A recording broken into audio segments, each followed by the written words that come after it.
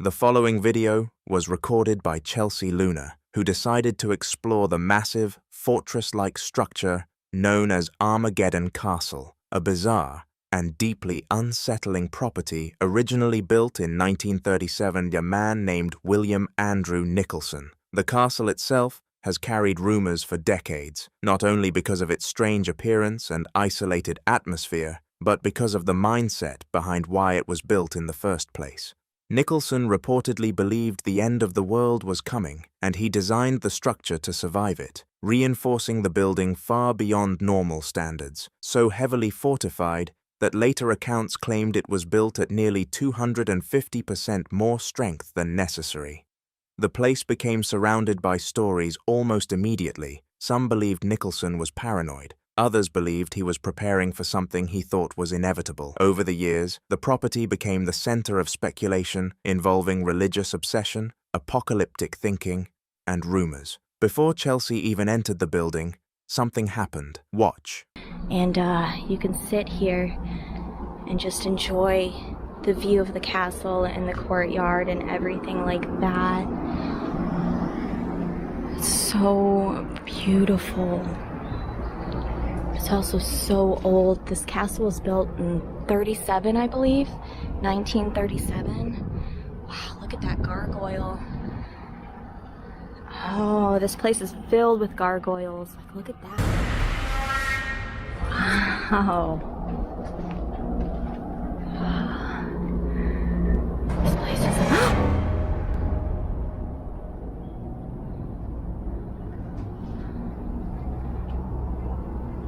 What the heck is that?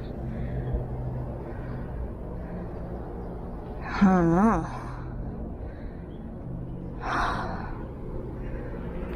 This place is so cool. The chairs around the table appear to move from their original positions underneath it, shifting until they are all facing directly toward her, creating the eerie impression that something inside the house had become aware of her presence before she even crossed the threshold. What makes the moment even more unnerving is the possibility that someone appears to be standing near the window. Some viewers insist it could simply be a reflection caught at the right angle, while others think it may have been another person somewhere inside the property watching her approach. But neither explanation really removes the discomfort of the scene, because whether it was a reflection, an intruder, or something paranormal entirely, the timing of it feels deeply wrong, especially when paired with the chairs repositioned almost as if an audience had gathered waiting for her arrival. Some paranormal theories suggest that structures tied to obsession, fear, or extreme emotional conviction can hold on to that energy long after the people responsible are gone, especially when those beliefs were centered around death, judgment, and the literal end of humanity.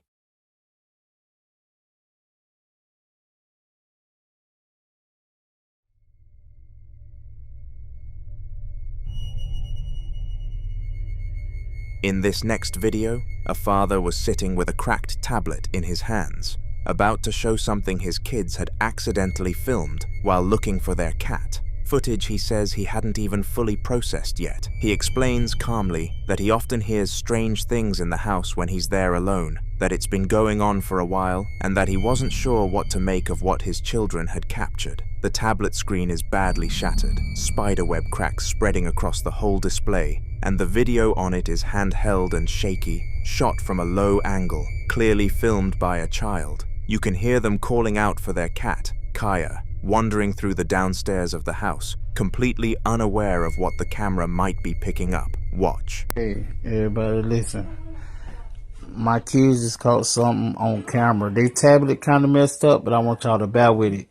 Look, just pay attention to downstairs. They was looking for the cat that's called Kaya. We got a cat that's called Kaya. They were looking for it. Now, I used to always come in and I used to be like hearing something when they wasn't here. Nobody don't be here but me sometimes. And mom might be at work or they might be, daycare school. But I be like hearing stuff and I be out. Listen, look at this. Pay attention to their tablet. Look downstairs, right down there. Look down there. Did y'all even look downstairs? Now I just got home now. They showed me this on their tablet. This on their tablet. Maybe she went in the night room. I saw that. Kaya, girl. Kaya.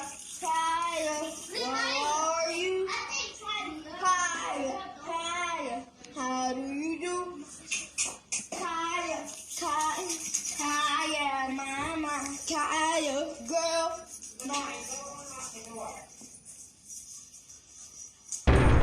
Oh, what?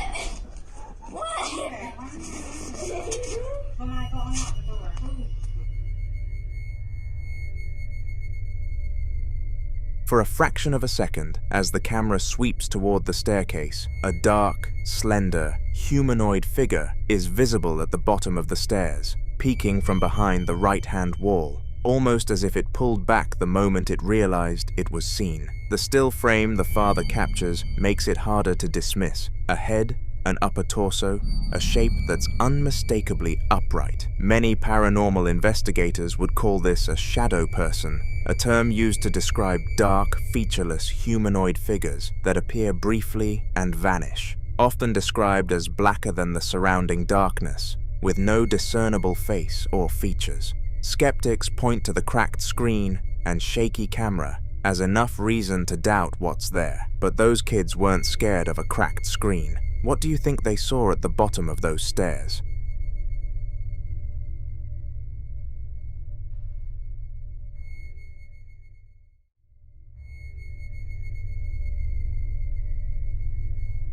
The following video was recorded inside a child's bedroom, somewhere in the Netherlands, captured by a baby monitor camera overnight. The kind of footage that parents check out of habit, never expecting to find anything. On this particular night, a young boy in light-colored pajamas had apparently woken up, and from the very beginning of the clip, something already feels wrong. He isn't just restless. He isn't just having a bad dream. He's clearly distressed, whimpering and moving around the room in a way that suggests he's reacting to something, or someone, that the camera can't pick up. And then, in a moment that's genuinely hard to sit with, you can hear him say, in Dutch, what sounds unmistakably like, niet slaan, don't hit, watch.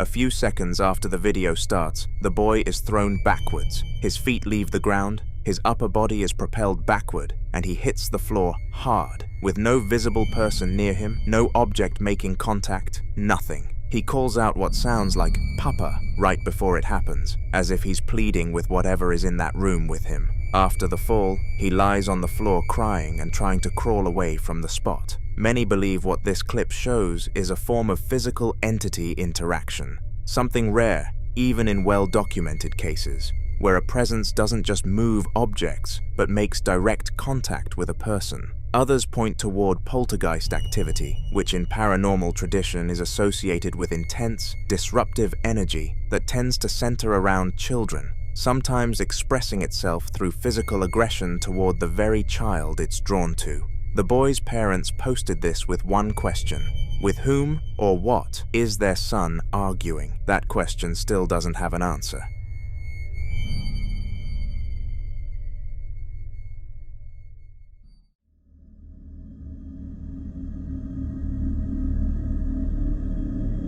In the following video, 4 explorers, Seth Borden and Exploring with Josh, team up with Steve and Dylan from Haunted Nights for an overnight paranormal investigation aboard the USS Salem, a decommissioned heavy cruiser that many paranormal investigators have described as one of the most haunted ships in the world. During the aftermath of the devastating 1953 earthquake in Greece, the ship reportedly served as a makeshift hospital and rescue vessel, taking in the injured and dying during the chaos that followed. Hundreds of victims passed through its corridors, some surviving long enough to receive treatment, others never making it off the ship at all. But among all the stories connected to the USS Salem, one figure appears again and again in reports from investigators and former visitors, an entity known only as the Chief. Throughout the night, the team focuses much of their investigation on trying to uncover who this spirit supposedly was in life, hoping to get a name, some kind of confirmation, anything that would connect the stories to a real individual. But every attempt seemed to trigger something unsettling instead. Watch. In the surgical room?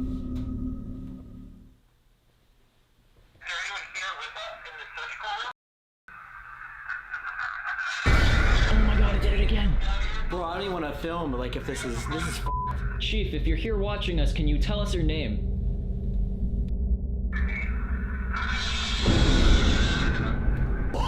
Oh my god. No, bro, I don't want to film. Oh my god. The loudest scream is after you said, if the chief is here, can you tell us your name? Is it because we keep pushing the question of what's the chief? What's the chief? Who's the chief? Who's the chief? Who's the chief? Bro, Yeah, maybe we should just stop. I'm not even gonna ask that question. No. But while they were focused on identifying the Chief, the team unknowingly captured something else entirely.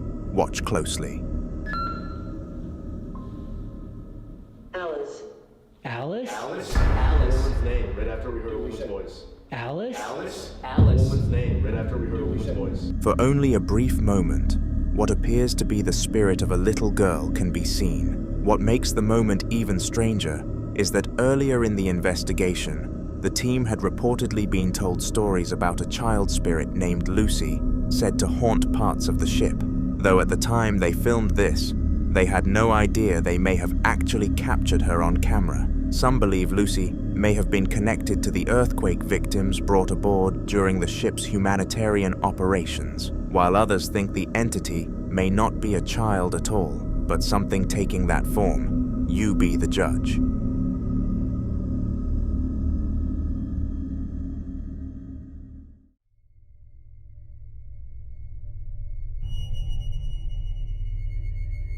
Now in this next video, a man named Willie and a woman with him are inside what looks like a house mid-renovation. Stripped walls, exposed framing, debris on the floor. The kind of space that already feels wrong even before anything happens. It's nighttime, and the only light is artificial, throwing deep shadows into every corner of the unfinished rooms. Willie is filming on his phone, and from the very first second of the video, there's already something happening. A loud, piercing wail coming from somewhere downstairs, where, according to Willie, nobody is. He makes a point of establishing that on camera, panning the room and telling whoever is watching that everyone in the house is upstairs. The woman with him is visibly unsettled, asking him to stop filming, clearly wanting out of the situation. Listen closely.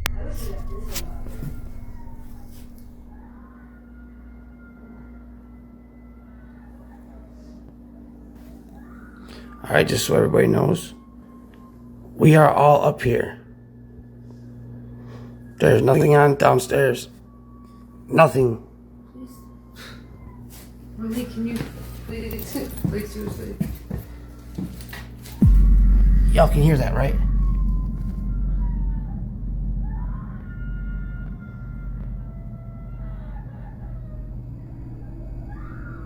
What is that sniffing sound? That's it.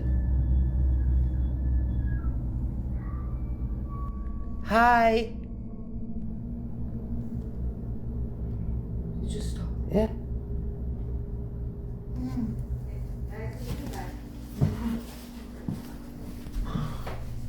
That sound is one of the harder things to explain here. It modulates, rises, and drops in a way that sits right between a distressed infant and something animal, something you can't quite place. But what gets people is the ending. The moment Willie calls out into the dark, the wailing cuts off completely and immediately. Not fading, not trailing off, just gone. The woman says it herself. It just stopped. Some viewers have pointed out that in certain demonic encounter traditions, stretching back to ancient Mesopotamian belief, demons were thought to respond to direct human address.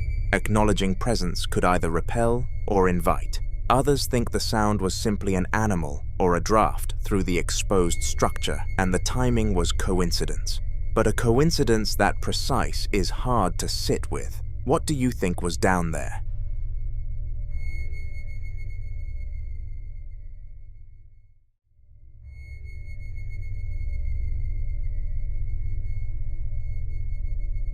Now in this next clip, a woman is alone inside her house late at night when something that suddenly catches her attention. At first glance, everything outside appears completely ordinary.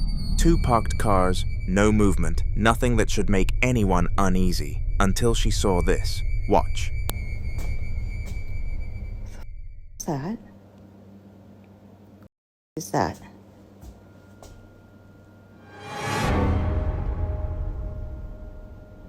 What the f?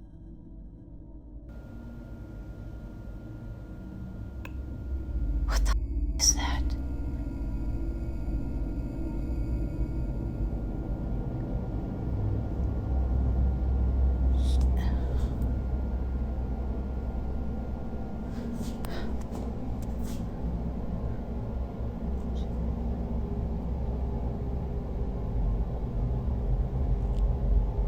It looks like a hand. A freaking face. Like 2 hands and a face. What is this?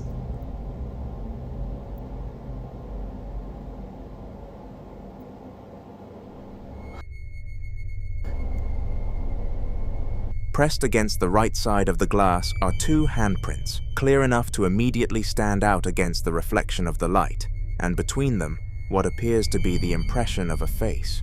What makes the moment especially disturbing is the positioning of the prints, because they don't look accidental, they look deliberate, almost as if whatever made them had leaned fully into the glass to peer inside.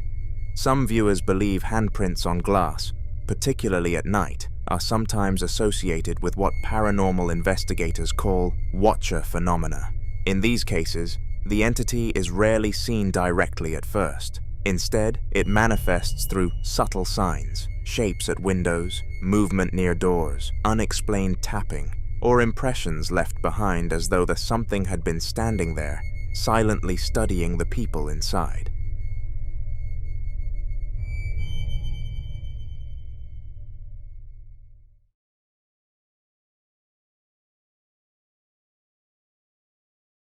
In this next clip, a man had just pulled into his garage for the night when he heard something that immediately made him stop. A loud, heavy bang coming from somewhere above him. Not the kind of sound a house makes when it settles, not a pipe knocking or the wind catching something loose, but a deliberate, forceful impact from directly overhead. He grabbed his phone and started filming before he even had time to think about whether that was a good idea. If you look up at the ceiling the moment the camera tilts, you'll notice the attic hatch is already cracked open, and he hadn't left it that way. Watch. I just heard something out here. Oh! What? Holy shit. Oh, whoa. Oh my God. Oh.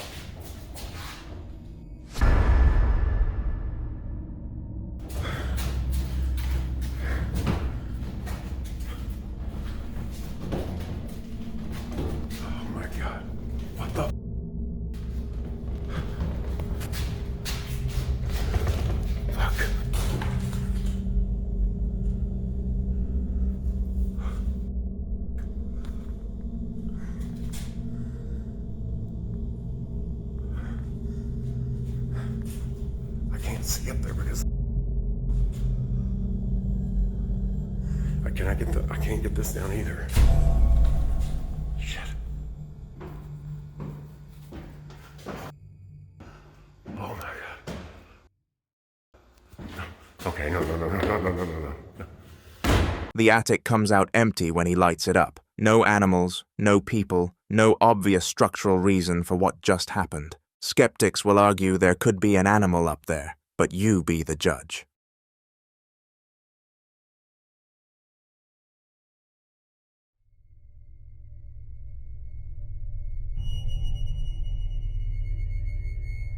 This next clip comes from what appears to be an ordinary home video. 3 teenagers standing in a well-lit living room, each holding a red heart-shaped balloon, singing together for the camera in the middle of the day. Nothing unusual had been reported in the home. No history of disturbances, no strange sounds in the walls, no objects moving on their own.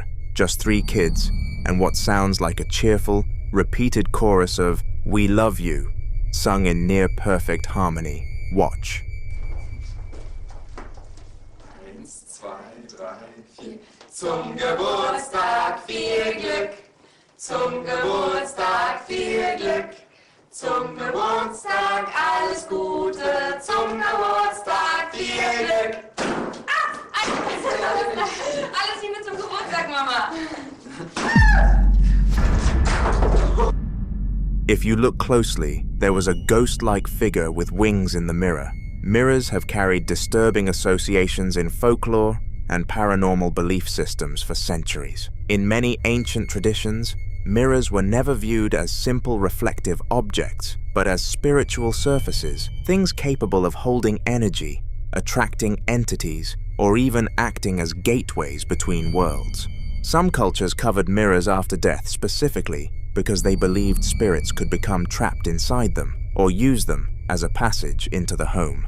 In old European folklore, a mirror falling or shattering on its own was often considered an omen tied to death, spiritual intrusion, or the arrival of something malevolent. And then, the wings. Because depending on who you ask, the interpretation changes dramatically. Some viewers believed the shape resembled an angelic figure, possibly some kind of guardian spirit appearing briefly before the mirror fell. But others argued the exact opposite, pointing out that in paranormal lore, entities with distorted or shadow-like wings are often associated not with protection, but with deception.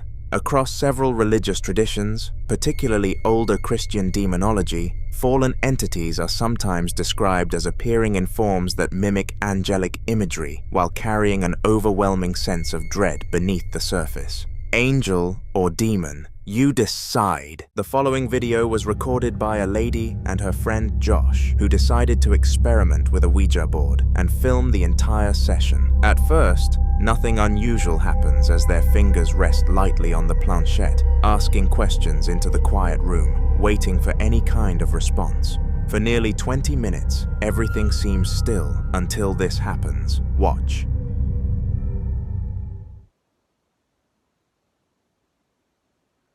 Blow out a candle if you're here.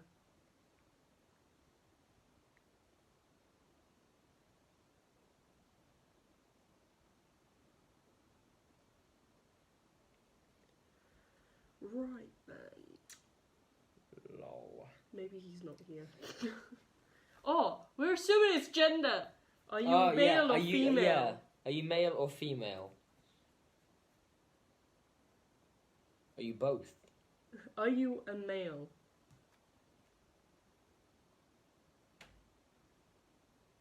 What was that? It's probably just a house creaking.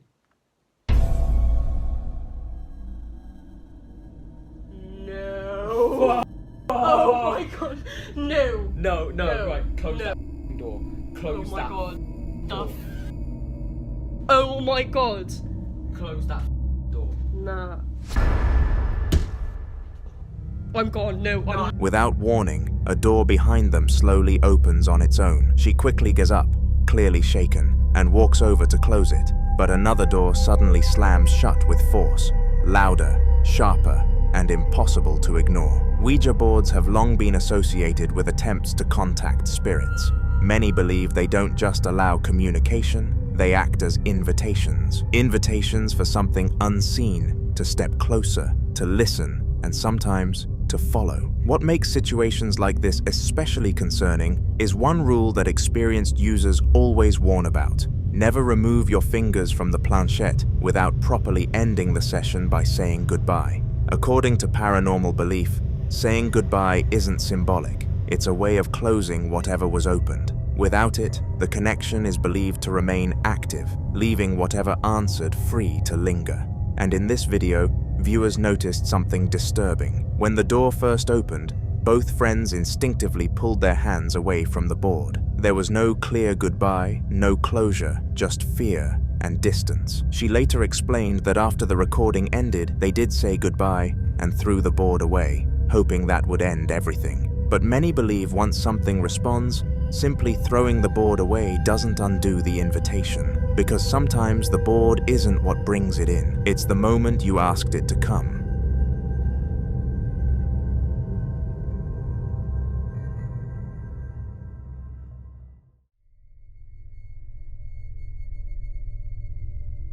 In this next clip, two friends decide to explore the basement of Danvers State Hospital.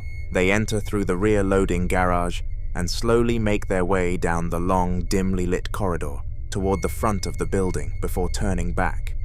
The place is quiet, too quiet, the kind of silence that feels heavy rather than empty. But while they were walking, something else may have been down there with them, and although their eyes didn't catch it in the moment, the camera did. Watch.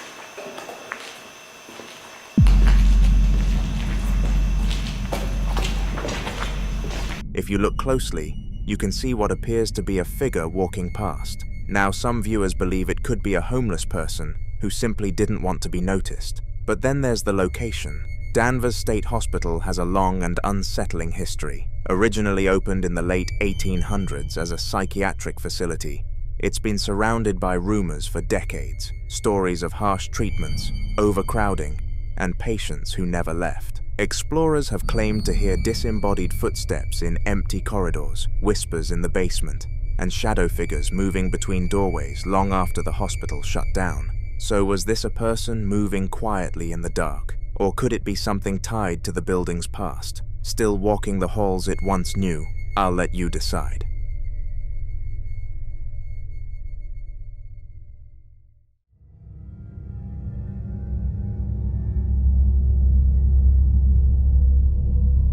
Now in this next video, a woman who enjoys collecting haunted dolls captures something unbelievable. Watch this.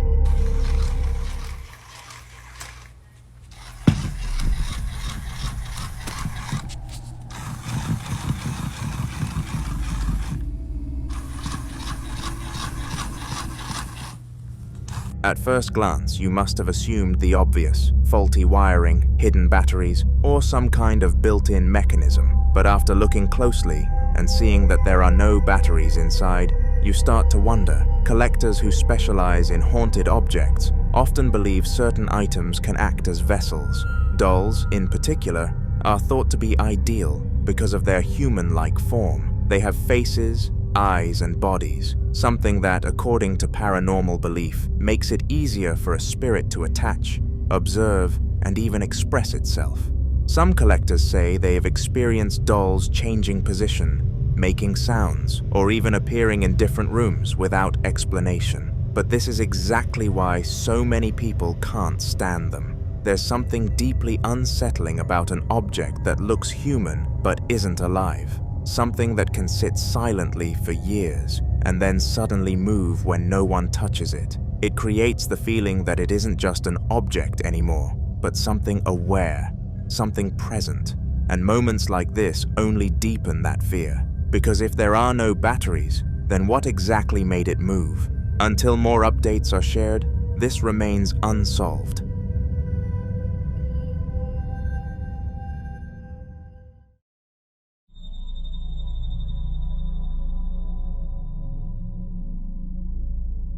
The following video comes from a man who, for weeks, kept waking up to find his kitchen in complete disarray, cabinets left slightly open, utensils on the floor, and containers knocked over. At first, he blamed rats. It was the only explanation that made sense, especially living in an area where rodents weren't uncommon. But something about it didn't sit right with him. Some of the objects being moved were heavy, solid containers, and things that would require real force to push off the counter. Still, he tried everything: traps, repellents, sealing entry points. And yet, every morning, the mess kept coming back. Eventually, he decided to install a camera in his kitchen, hoping to finally catch whatever was responsible. And what he captured left him shaken. Watch this.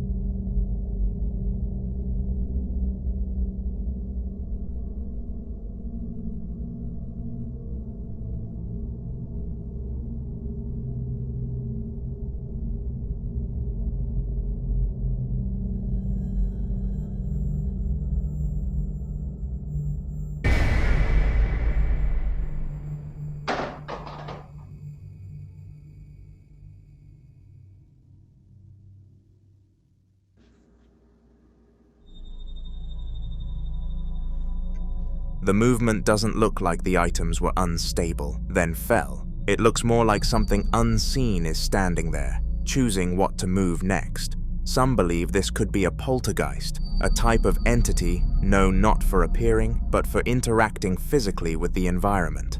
Unlike apparitions that are only seen briefly, poltergeists are often associated with repeated disturbances, objects being pushed, thrown, or displaced without warning. And the kitchen, being a central and active part of any home, often becomes a focal point. What makes this more unsettling is the pattern. This wasn't a one-time incident. It happened repeatedly, night after night, almost like whatever was there had grown comfortable, confident enough to act openly. He fears this is only the beginning, so we can only hope he gets all the help he needs.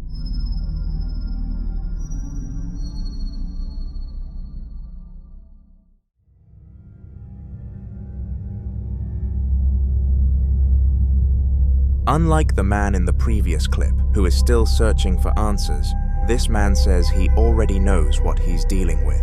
For months now, he's been living with what he believes is the spirit of a child. It started with light footsteps running across the hallway when no one else was home, toys he didn't own appearing in different places, and soft giggling late at night, the kind that stops the moment he tries to follow it. Sometimes, he even hears laughter echoing from empty rooms, playful but wrong. He's done everything he could think of. He's cleansed the house, he's performed last rites to make whatever is there move on peacefully, but nothing has worked. And now, the activity has started to escalate. Watch this.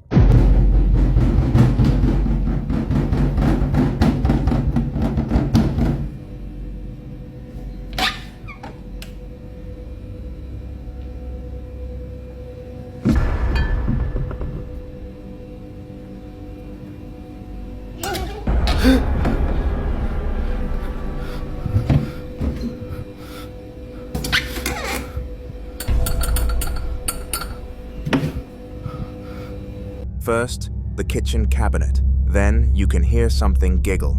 And then comes the moment that truly terrifies him. For a split second, something that looks like a small hand appears. And there's no way anyone could fit into that cabinet. Many believe that childlike spirits can be deceptive, and they don't always present themselves as harmless. The laughter, the runny, the playful noises, it creates the illusion of something harmless, until it isn't. So what do you think? Is he really being haunted by something childlike?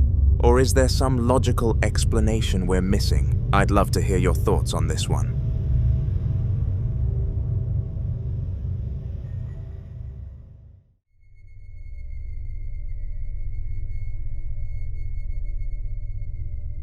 In this next clip, a guy and his friend are playing card games, enjoying what was supposed to be a normal, quiet night, when suddenly, the bathroom door starts doing this. Bueno, te dejo primero. Listo, te regalaste. Truco. Quiero. No, dale, boludo. No le des bola, no le des bola, no le des bola porque es peor. No le des bola, ¿qué hora es? ¿Qué hora es?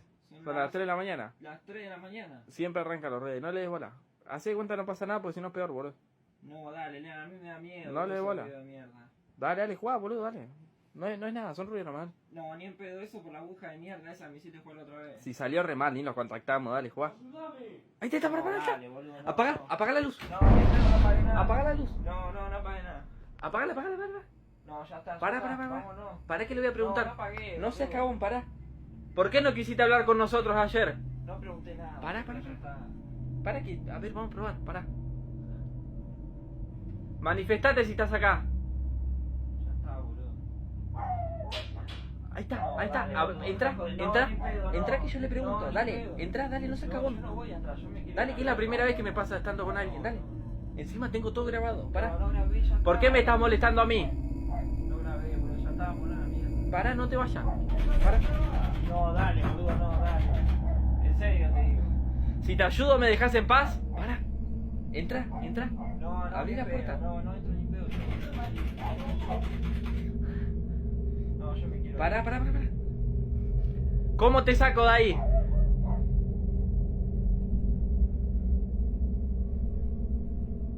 ¿Moriste hace mucho? Ya está, boludo. Para, entra. ¿Podemos entrar a verte? Entra, dale, no, para. Dale, no seas cagón, entra. No, a mí me da recagazo. Dale, por favor, entra. No entra que solo, no te grabo de acá, boludo. Dale. En serio. Entra, boludo, dale. Prende la luz. No. Pará, déjame a mí. Vení, déjame a mí. Pará. No hay nada, boludo. Vamos a salir. The handle begins shaking aggressively, like someone on the other side is desperately trying to get out. What makes this even more disturbing is the fact that the door isn't locked. With that much force on the handle, the door should open easily, but it didn't. More like whatever or whoever was there was trying to get their attention. According to the owner of the apartment, this wasn't the first time strange things had happened in that bathroom. He's heard violent banging on the same door before, and sometimes, late at night, he hears whispers coming from inside. Not random noises, but what sounds like actual conversations. Multiple voices speaking too quietly to understand, but clear enough to know something is there. But viewers pointed out one critical mistake. He opened the door. There's a long-standing warning repeated in paranormal circles. If something knocks, shakes, or tries to lure you into opening a door when you know no one should be there, you don't open it. Because sometimes, the act of opening the door is seen as an invitation. And then, a comment surfaced that made the entire situation even more unsettling. One viewer claimed to know the guy in the video through TikTok. According to them, the activity didn't stop. It got worse. Much worse that his behavior began to change. He became distant, erratic, and paranoid. like he was constantly being watched. And then one day, he disappeared. No warning and no explanation. Some people believe whatever was behind that door was a demon that attached itself to him and eventually broke him, which makes people wonder, what if he didn't open the door that night?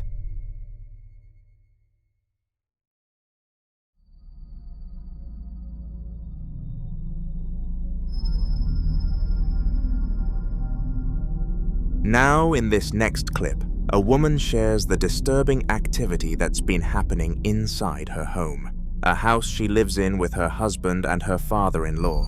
At first, the incidents were easy to ignore, but recently, the activity has become impossible to dismiss and seems to center around one specific place, her father-in-law's bedroom. Watch this.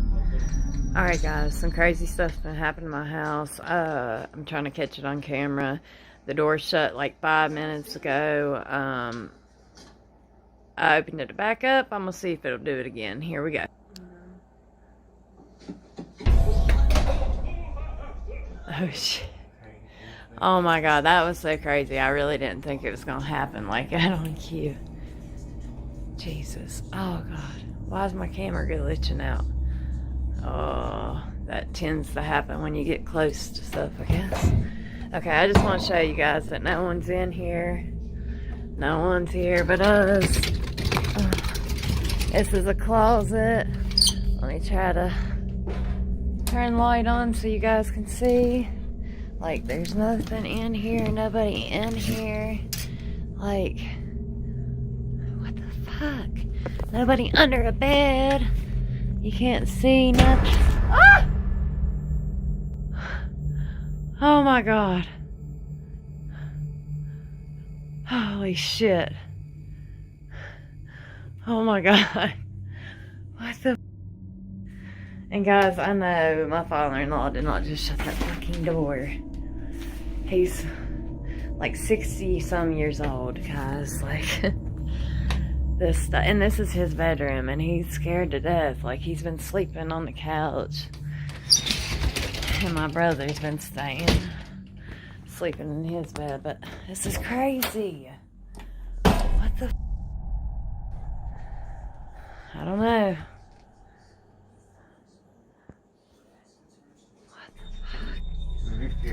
What makes this even more emotional is something viewers found in the room. Her father-in-law lost his wife years ago, and he still keeps a picture of both of them inside the bedroom. Some viewers believe this may not be something hostile at all. They believe it could be her, and that the door slamming could be her way of making herself known, not to harm, but to remind him that he isn't alone.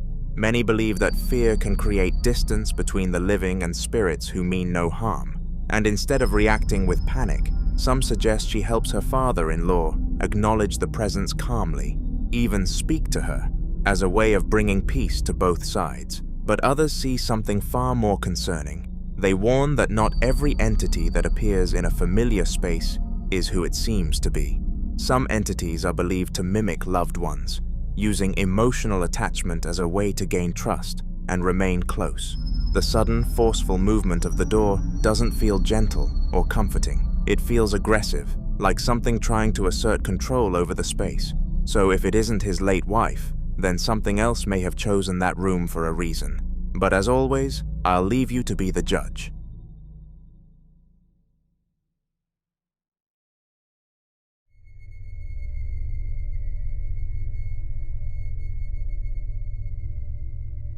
In this next video, a woman visiting a hospital captures something she didn't notice at the time. But once viewers saw it, it completely changed how the footage was understood. Watch this.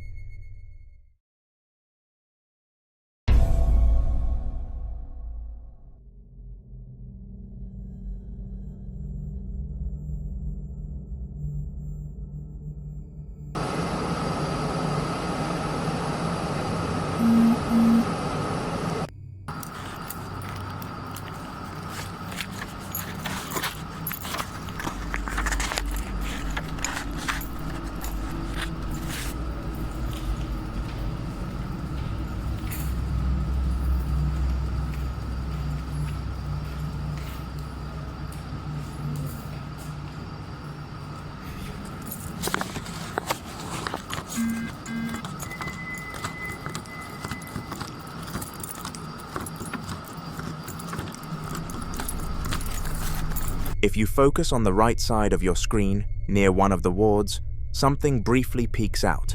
It's quick, almost cautious, like whatever it is doesn't want to be fully seen. And then, seconds later, it appears again, this time on the left side. What makes this more disturbing is what happens next.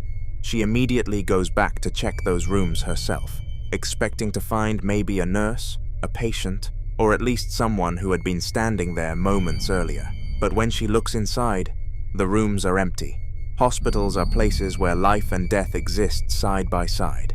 Every hallway has seen moments of relief and moments of loss. Over the years, countless patients have spent their final hours inside rooms just like those. And many people believe that when someone passes suddenly or with unfinished emotions, their presence can linger, tied to the very place where they took their last breath. So what do you think she saw? A nurse stepping out of view at just the right moment? Or something that never really left those halls in the first place?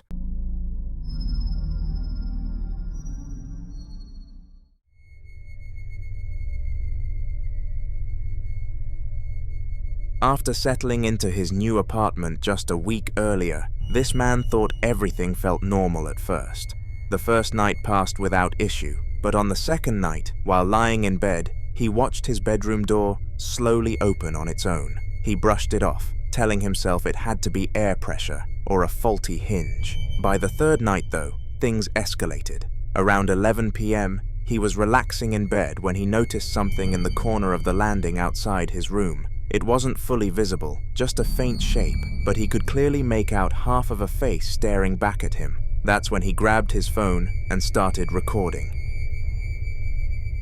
Okay, so this is my apartment, guys. So I moved here in around July, and at least I think around, it was like last week I moved in. And the first day it was nice and peaceful and everything was good, but then, you know, while I was here in my bedroom, it's nothing, but all of a sudden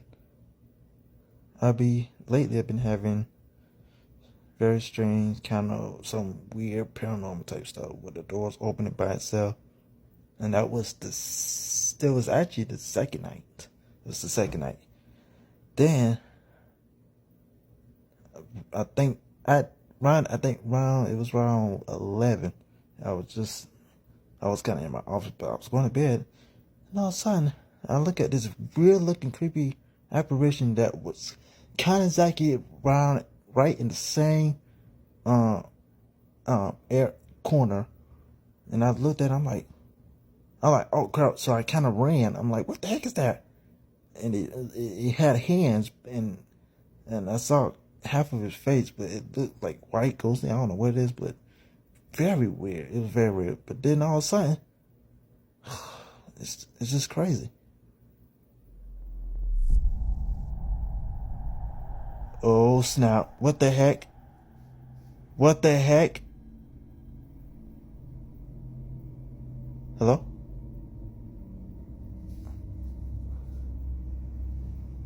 What the heck? Y'all see that? Man, that thing's all by itself, and there's no wind drag or nothing. Look at the fan, look at that fan, the fan working. What the heck? Y'all saw that, right? This is what I'm talking about. It's doing it by itself. Nobody there. The frick is wrong with this? And to me, sometimes, I ain't gonna lie, but the air ain't on. And it usually come on. But goodness gracious, that was just weird. But this is what I'm talking about. And then 2 days ago, I decided, because I didn't get no videos from last week when I moved in. This time I had to do the video it was on Thursday. And I had my tripod, and I was like, okay, let me put this down and see what happens. Then all of a sudden, here comes a weird figure coming through the hallway. Coming through the dark hallway like it's crazy. Right in that corner. But the camera flipped the other way. It was the other way. So it was actually that way. But it was in that corner. So it's very weird. Well, very creepy stuff happening in my apartment. But I'm gonna need some paranormals out here. man. I'll let you know if I see anything strange up there. But what you just saw, I think that there was no, I ain't seen, I don't know. I did not see nothing. And it just opened by itself. Nothing. As he explains what he's been experiencing, trying to stay calm while clearly shaken, the unthinkable happens again. Right behind him, the bedroom door slowly opens on its own, almost on cue, as if responding to his story. He freezes for a moment before forcing himself out of bed, nervously talking through his confusion as he walks toward it. He looks around, showing there's nothing and no one that could have caused it, then shuts the door himself. The room falls silent, but the timing is impossible to ignore. For him, that was all the confirmation he needed, that whatever he saw in the corner wasn't just his imagination, and whatever was in that apartment clearly wasn't done with him yet. Now the footage switches to a static camera he set up on the landing outside his bedroom, hoping that if something was really there, it would finally show itself without him being in the room. He leaves it recording overnight and doesn't check it until the next morning. What he finds is unsettling.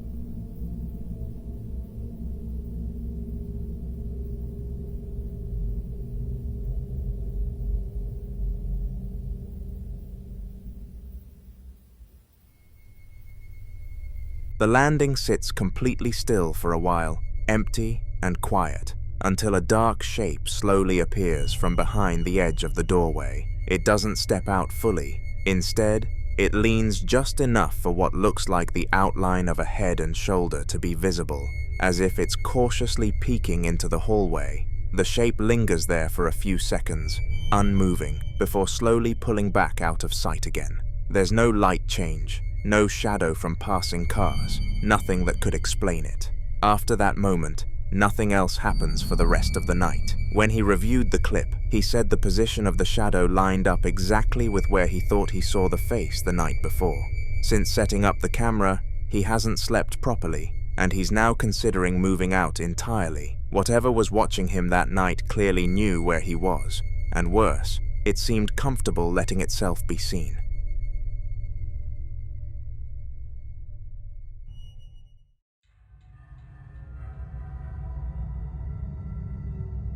Franco was exploring a location that already had a reputation for being deeply unsettling, a place locals openly described as demonic, despite the religious crosses lining the area.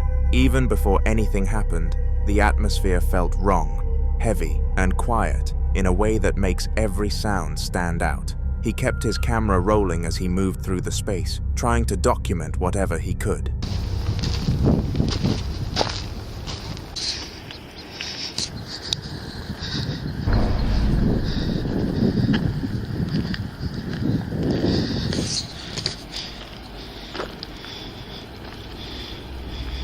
What the hell is that? Hola?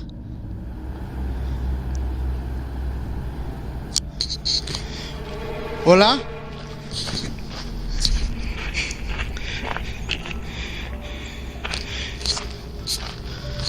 What was that?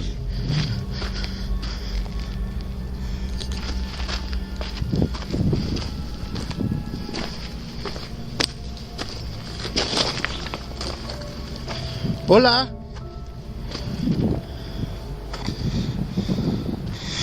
Holy, I literally saw something peeking out at me right over here. While scanning the graveyard, something suddenly catches his attention behind a large cube. A pale, human-like face slowly peeks out from the side, just enough to be seen on camera. It lingers there for a moment, completely still, before retreating out of sight as if it realized it had been noticed. Franco immediately moves closer, rounding the cube to see who or what was hiding there. But there's nothing at all, and nowhere it could have escaped to. He even circles the area again, checking every angle, but the space is completely empty. Given the site's history and the number of people who've reported similar sightings, Franco believes this wasn't just his imagination. Whatever briefly revealed itself behind that cube didn't want to be seen for long, and it vanished just as quickly as it appeared.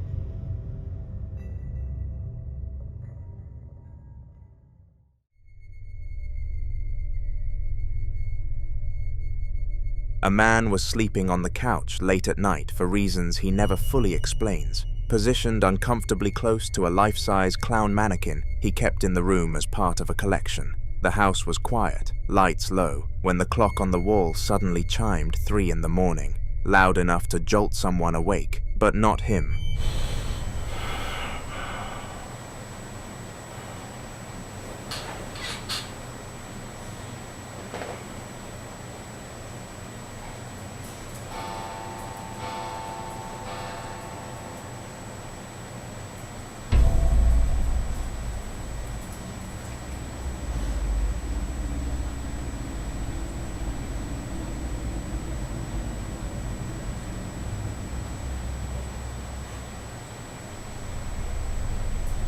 As the final chime echoes, the clown beside him begins to move. Its arm slowly rises out to the side, stiff at first, then lowers back down as if it completed a deliberate motion. Just when it seems to stop, the feet twitch slightly, wiggling against the floor for a brief moment before going completely still again. The man stays fast asleep, breathing heavily and becoming jittery. The mannequin doesn't move back, almost like it knows it's been caught. He later said the clown had no batteries, no internal mechanism, and had never moved before that night. After reviewing the footage multiple times, he decided the mannequin was no longer staying in his house. Some objects just feel wrong to keep around after something like that.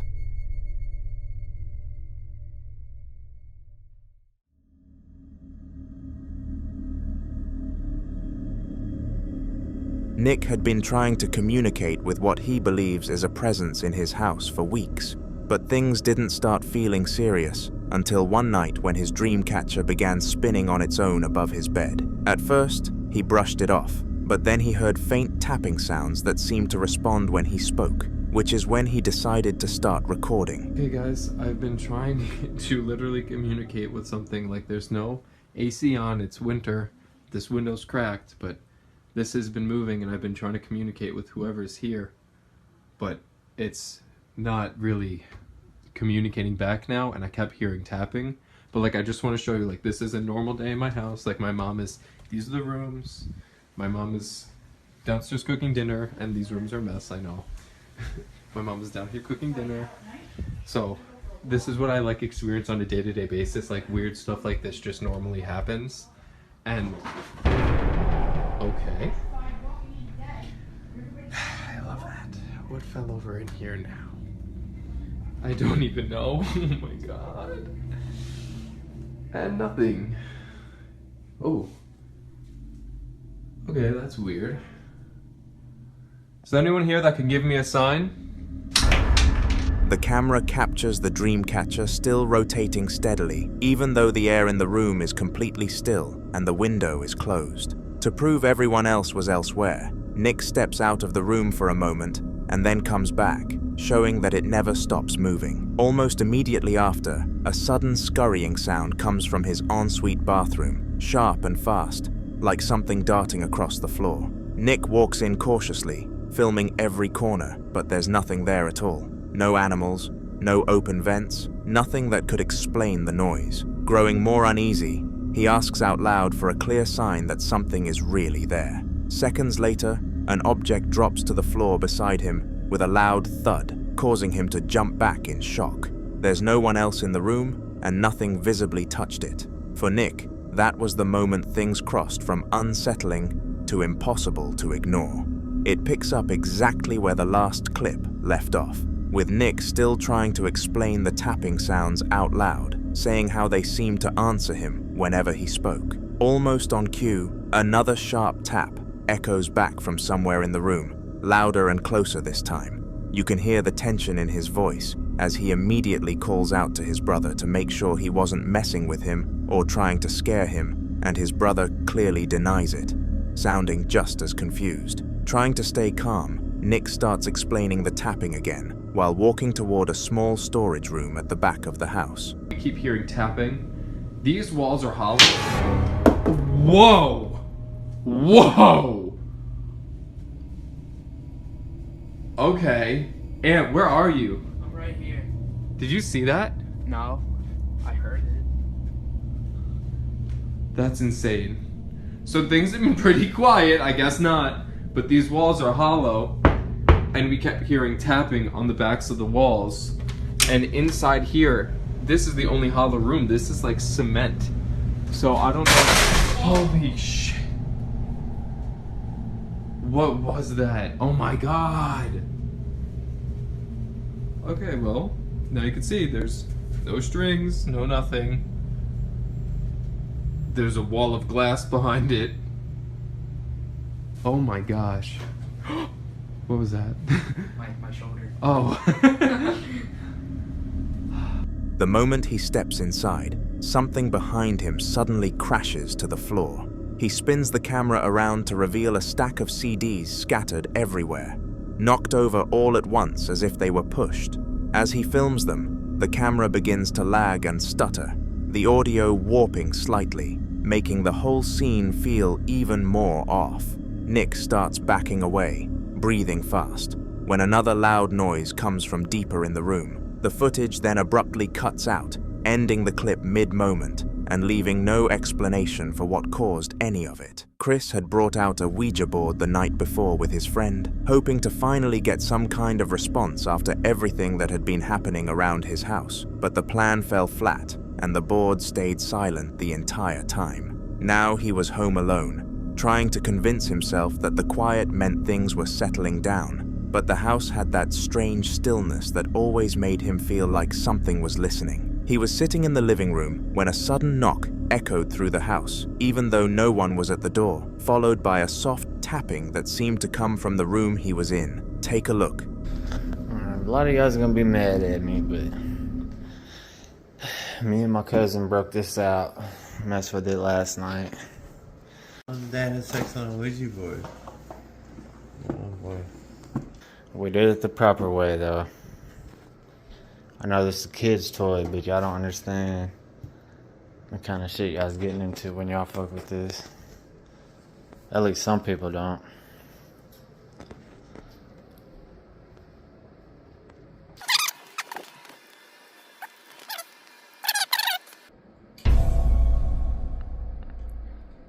I heard it, but I didn't see it.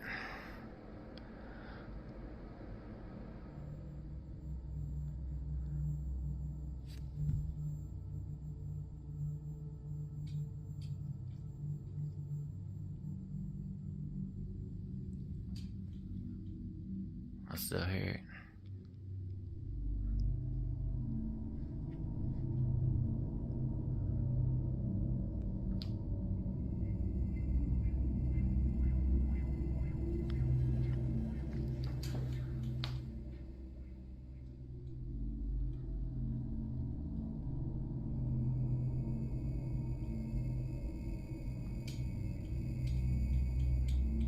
You can hear that, can't you? I can. It sound like tapping.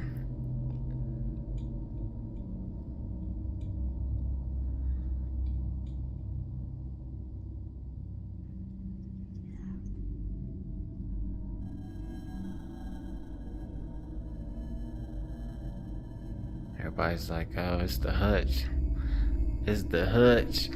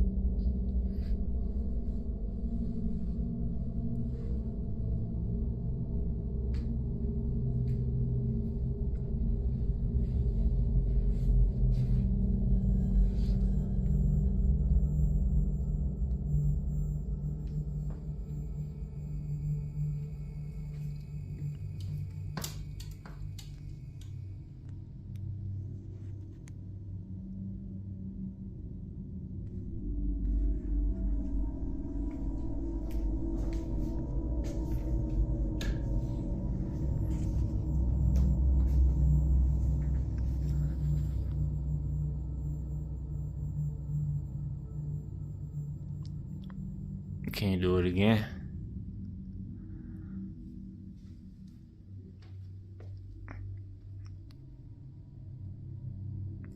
This is a selfie stick I taped to a tripod.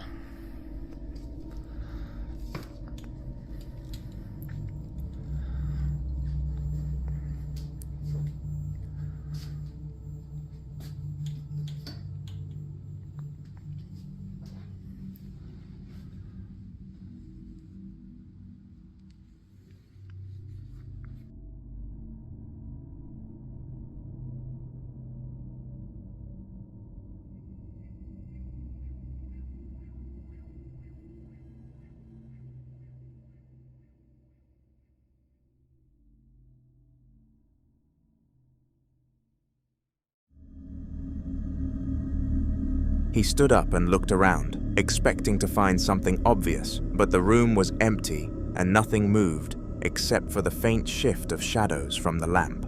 A whisper slipped through the air behind him, a quiet hello that he didn't even register at first because it sounded too close and too low to make sense.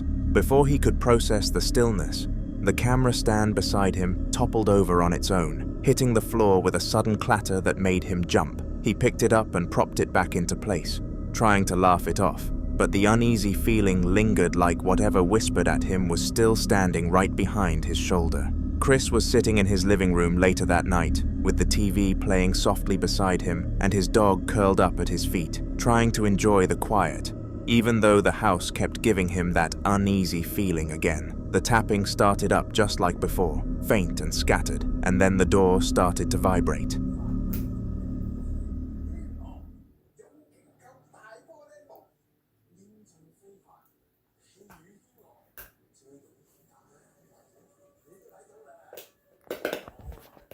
It's not chewing on it. I'm sorry, y'all. He's just playing. It may be loud on my phone. I don't know yet. But yeah, we're just chilling. And I swear, up and down, I could have swore the door was vibrating. It's a sliding door. Slides into the wall.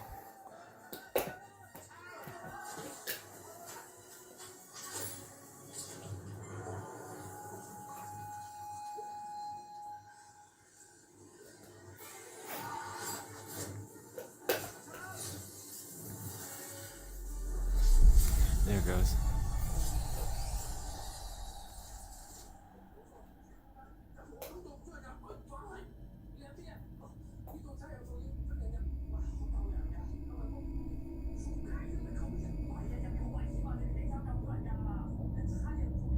It's making me shake a little bit. I'm sorry.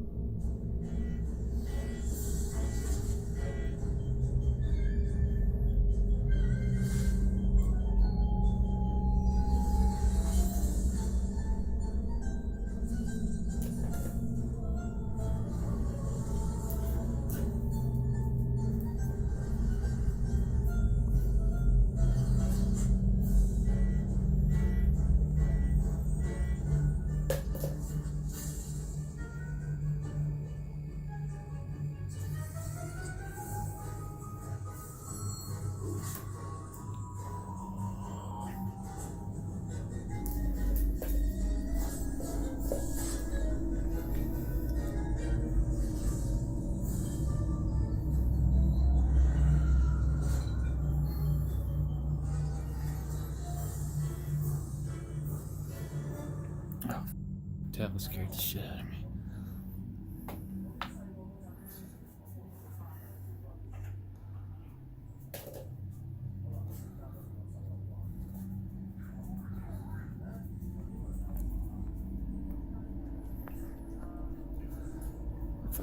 Turn this to the light.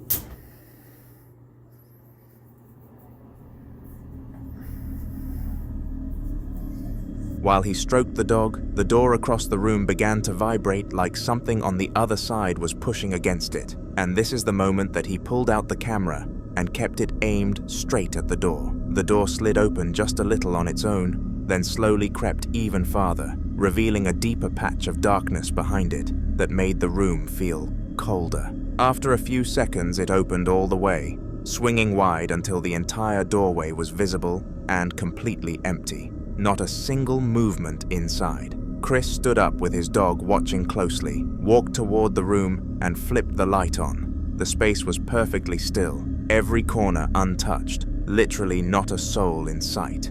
The silence felt even heavier than before, like whatever opened the door had stepped back just out of reach the moment he crossed the threshold. We might see more of Chris in future videos.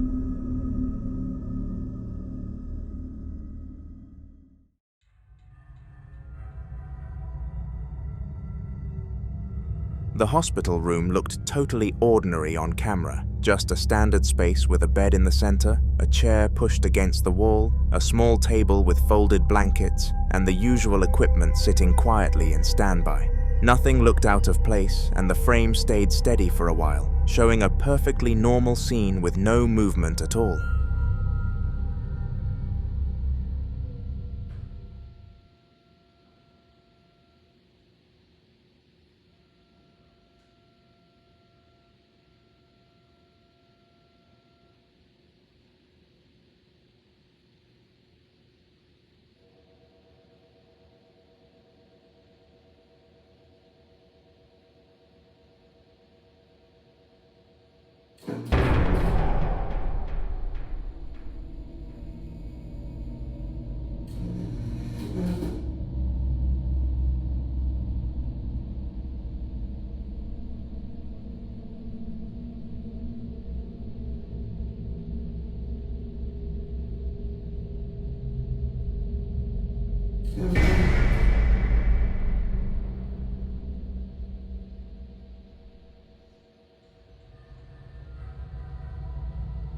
Out of nowhere, a strange, uneven sound slipped into the audio, almost like a motor trying to start even though nothing in the room was supposed to be running, and the backrest of the bed began lifting on its own in small, awkward jumps. It kept rising higher, little by little, climbing at a slow, steady angle until it was nearly upright at 90 degrees, with no one near the controls and nothing touching it. The rest of the room stayed exactly the same, the chair still, the other equipment untouched, every corner frozen except for that single, impossible movement.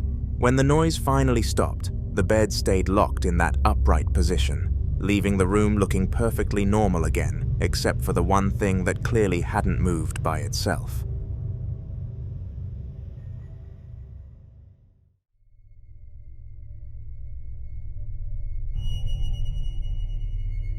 Sabia had a security camera set up in her kitchen in the Netherlands, just a regular feed showing the table and a few candles sitting untouched near the back wall. Everything looked calm for a while, nothing unusual happening at all except for a few soft orbs drifting across the screen like dust catching the light.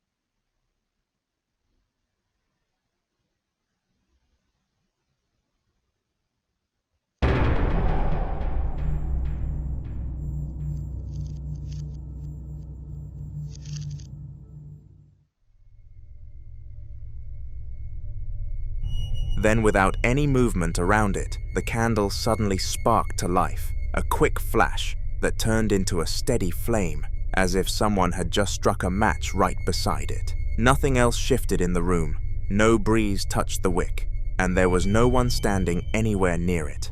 The flame held perfectly still after forming, burning like it had been lit on purpose, even though Sabia knew the candle had been cold for hours. The rest of the kitchen stayed completely normal on camera, but the sudden light from the wick made the whole space feel different, like something unseen had stepped in just long enough to leave a mark, before disappearing again.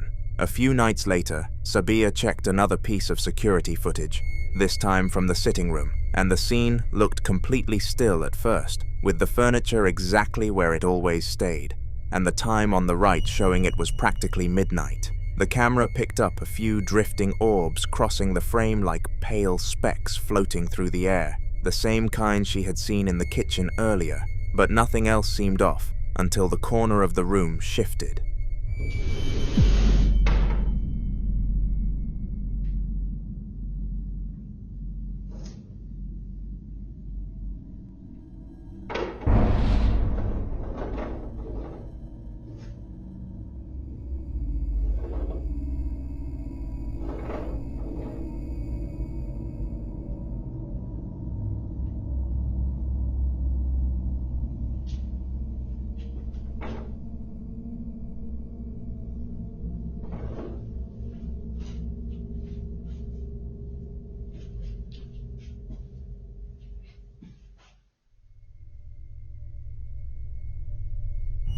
A chair that had been pushed neatly into the corner slid forward on its own, moving in one smooth line across the floor, even though no one was near it. More orbs drifted by in clusters right after, almost like the movement stirred something up, and then the painting on the wall began tilting slowly side to side as if an invisible hand was nudging it. The rest of the room stayed perfectly quiet. No shadows moving, no lights flickering, just the chair out of place and the painting swaying gently before settling back into place. Watching it all unfold at midnight made the sitting room feel less like a normal part of the house and more like another spot where something unseen was making itself known piece by piece. Who knows if it continued, because this is the last we heard from Sabia.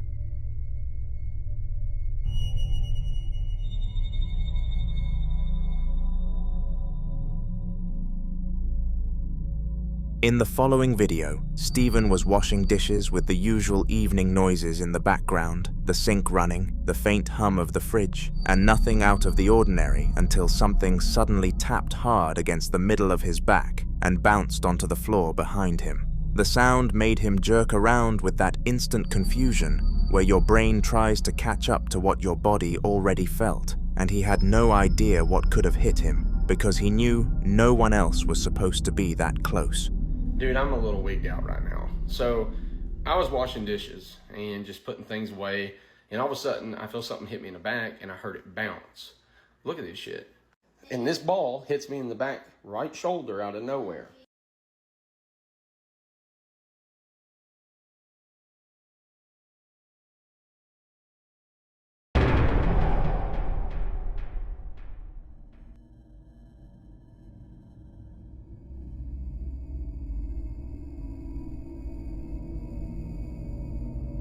And what's even crazier is look where Avery's at.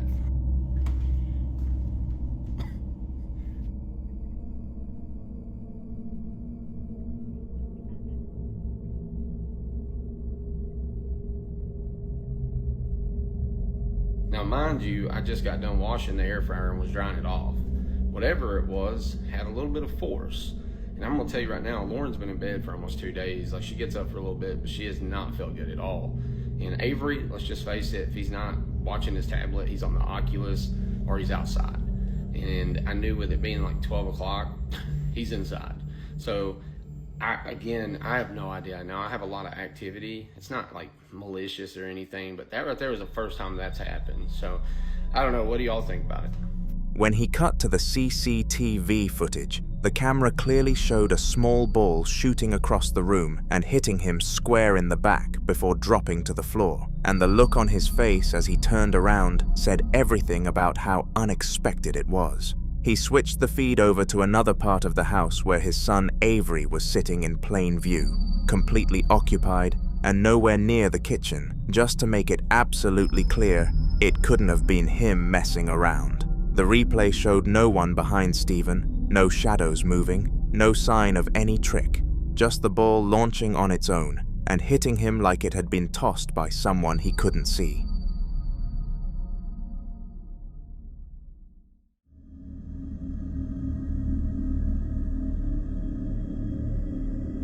Elysia was alone at her storage unit in the middle of the day, filming down the long, narrow corridor that always felt eerie, but she never really questioned it. The overhead lights buzzed softly, reflecting off the rows of identical metal doors, while her voice echoed down as she told us about what was happening. She wasn't expecting anything at all until she started filming, just checking on a few things she had stored away, when something at the very end of the hallway caught her attention. I'm over here at the storage, and I don't know if it's me, but y'all tell me I don't see that.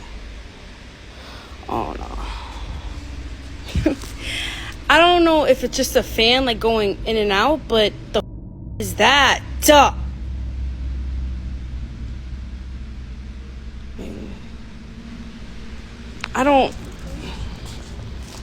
Maybe I'm bugging. No, I know y'all just see that, right? Oh! A dark shape peeked out from the corner, a black blob leaning just far enough around the wall for its outline to show before sliding back out of sight again. She kept filming, trying to convince herself it was a trick of the light, but the shape returned a second later, then slipped away, then peeked again like it was deliberately watching her from the far end of the corridor. Nothing else in the hallway moved, no doors rattled, no shadows shifted, except for that one shape darting back and forth behind the last wall. The emptiness made the whole place feel colder, and the repeated movements left her with the awful sense that whatever was hiding around that corner wasn't trying to avoid her at all, but was studying her from a distance she couldn't close. In the follow-up clip, Elysia returned to the storage facility in the daytime, hoping the daylight would make the place feel less threatening. But the moment she stepped inside, she realized it didn't help at all. The entire corridor was pitch dark, even though the building should have been fully lit during business hours. She was the only customer there, with only a couple of staff somewhere in the front office, so she decided to walk in anyway. Alright, y'all. I'm finally back at this place. And you know, I'm in the process of moving in and out. Right now, ain't nobody here. Like, listen, if I see something again, I'm definitely reporting to the manager to put up that video, because I'm not playing. There's one car over there, but I'm just gonna see, because right now, everything's dark. Like, inside there, I don't know if you can see it, but it's dark. Like, look how scary that shit is, bro. This is why I hate doing this shit, but I got no choice. This here. See, like, I know when you go in, it censors somebody that's here. Oh, so, see, that's that shit that be scary. And, like, I'm on the second floor.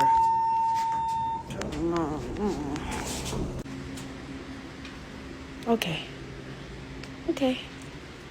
I know that this lady probably lives here or she does her business here, but she's here every single day, nonstop. If that chair's not there, she's not here. If the chair's there, she's there. Yeah, so I don't know if she lives there or does her little business there. What is that? Yeah, anyways, yeah, I don't know. Alright. See, this is my storage. And I'm honestly, I'm like acting like you guys are human or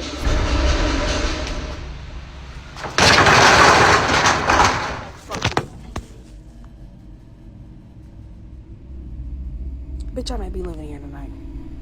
No. Oh my. I'm not doing this. There's no way There's no way I'm in the fucking storage stuck in this shit. Hello! Oh my god. As soon as she crossed the motion sensor, the overhead lights flickered on one by one, illuminating the long hallway in a way that instantly reminded her of the last video. She went upstairs to the second floor, unlocked her storage unit, and began recording inside while she rearranged a few items. Out of nowhere, the sound of something sliding echoed from directly outside the unit, a long dragging noise like metal or plastic scraping across the floor. Elysia froze, staring toward the open doorway before rushing forward and pulling the metal shutter down as fast as she could, trapping herself safely inside so whatever had caused the noise couldn't get in. She waited quietly, breathing hard, but the sliding sound didn't repeat. Later that day, Staff reviewed the CCTV for her, and the cameras confirmed it. Nobody else had entered that floor at all during the time she was there, making the situation far more unnerving than she wanted to believe. Within the Jefferson Hotel, reports of paranormal activity have been piling up for years, but one incident in particular pushed things into genuinely unsettling territory. A guest staying in room 117 reportedly checked out in a panic after an encounter they said happened in the bathroom late at night. According to staff, the guest had been taking a bath when the room filled with steam, and words slowly began to appear on the mirror, as if written by an unseen hand. The message read, "You should leave."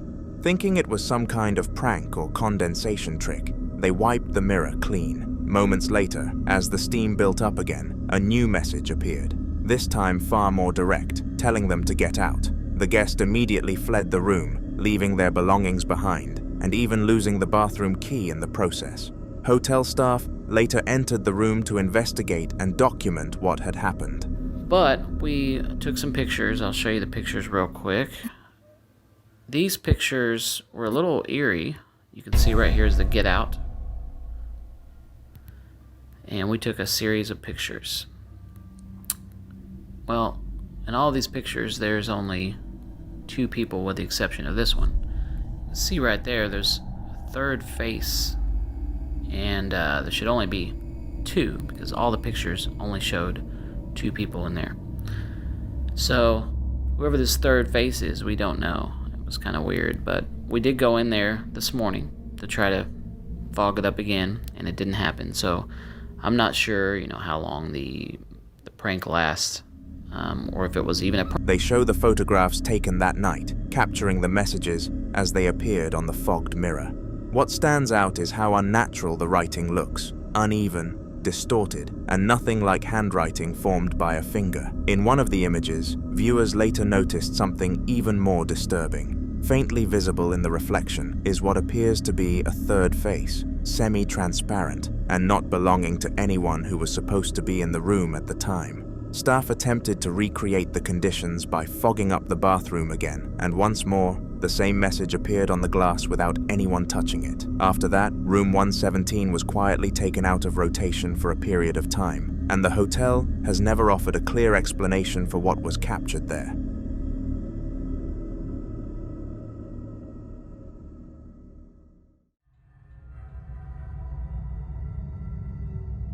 In the following video, Ragalzu was working a night shift when the building was completely empty, and after hearing strange noises echoing through the halls, he decided to start filming to protect himself more than anything else. The place was dark, quiet, and lit only by his phone and a small flashlight, which made every sound feel amplified.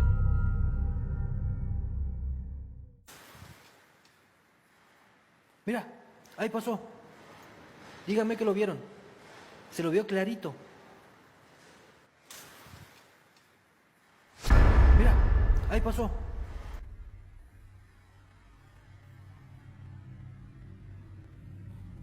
Mira.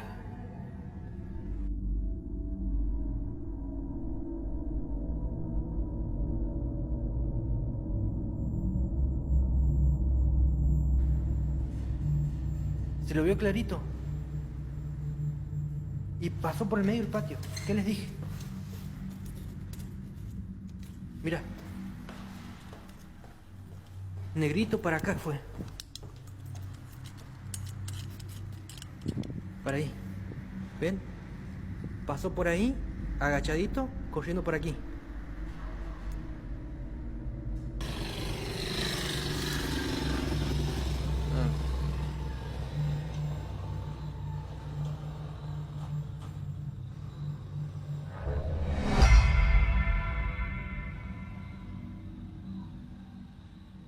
Se enfocó, ¿eh?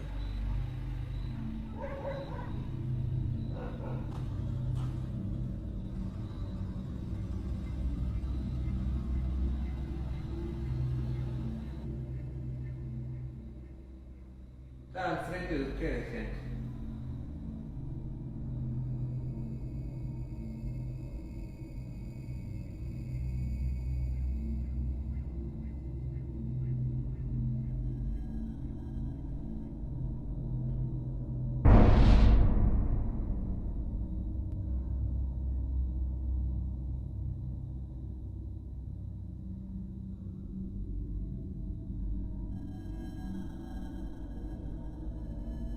pasaban todas las cosas siempre más, digamos, turbias y fuertes. Me movieron un muñeco, movieron una silla, me golpeaban la campana, hacían un montón de quilombo. Y ahora cierran la puerta.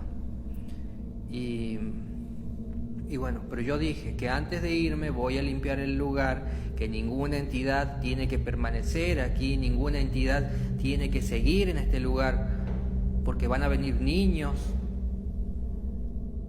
van a venir niños y no tienen que seguir aquí.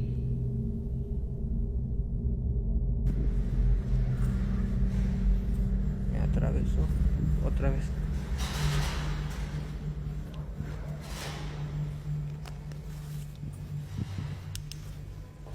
Dios mío, me dejó encerrado. Ahora sí me dejó encerrado.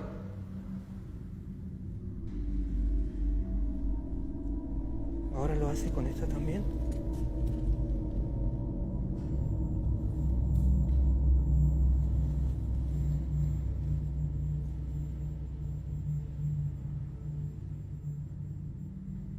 Es un colegio.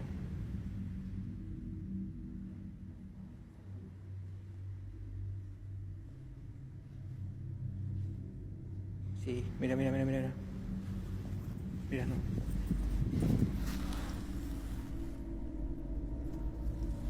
¿Ves? Él la cerró.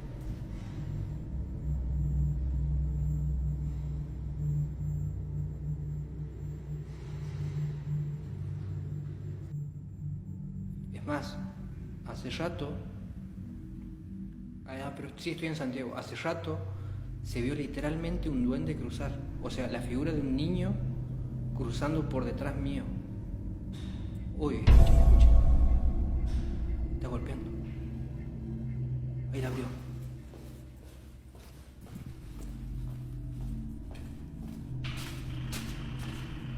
Ok.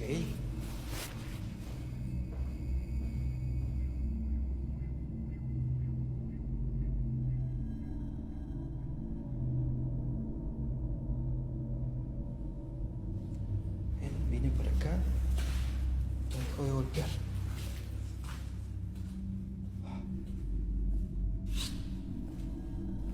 Linda la noche en la escuela, ¿eh? Ahí está volviendo la puerta.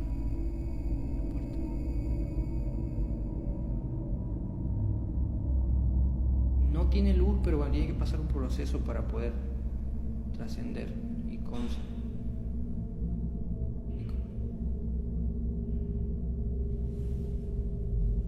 ¿A dónde Mautrix, Gamin, dónde dice que se verían cosas locas?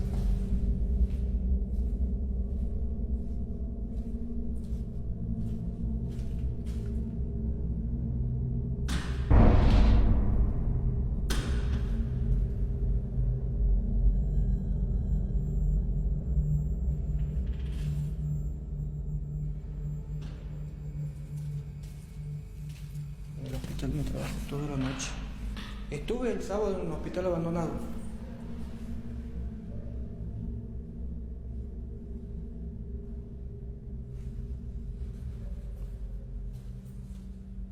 Y también logré captar una entidad bastante oscura.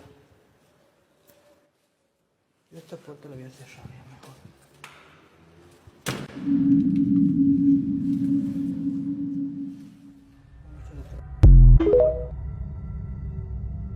As he walks forward, the camera catches what looks like movement behind a closed door ahead of him, a dark, human-shaped object, passing across it for just a second, like someone walking by on the other side. Ragalzu immediately panics and runs straight toward the door, shining his flashlight through the glass and then outside once he opens it. There's nothing there, no footsteps, no shadows, no place for anyone to hide. The area beyond the door is completely empty, and security later confirmed no one else was on site at the time. Whatever moved past that door was there only long enough to be seen, then vanished the moment he tried to confront it.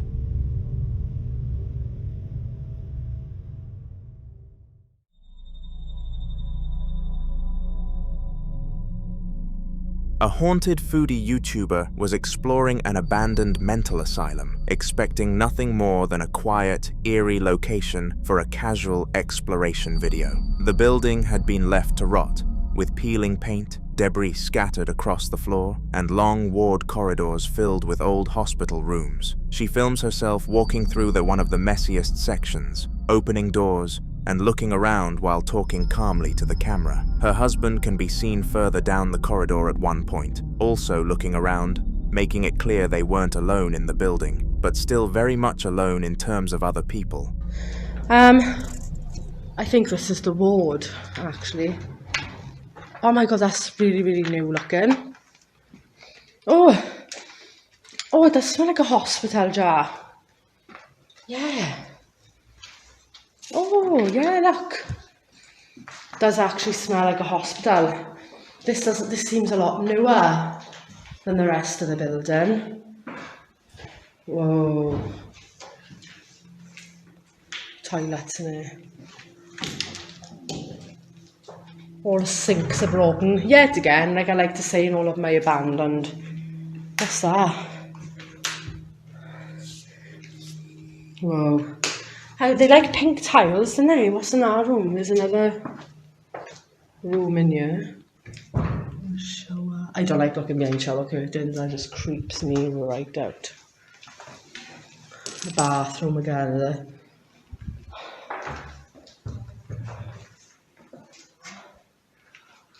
That's pretty cool, that is. Smells like an hospital in this part, definitely.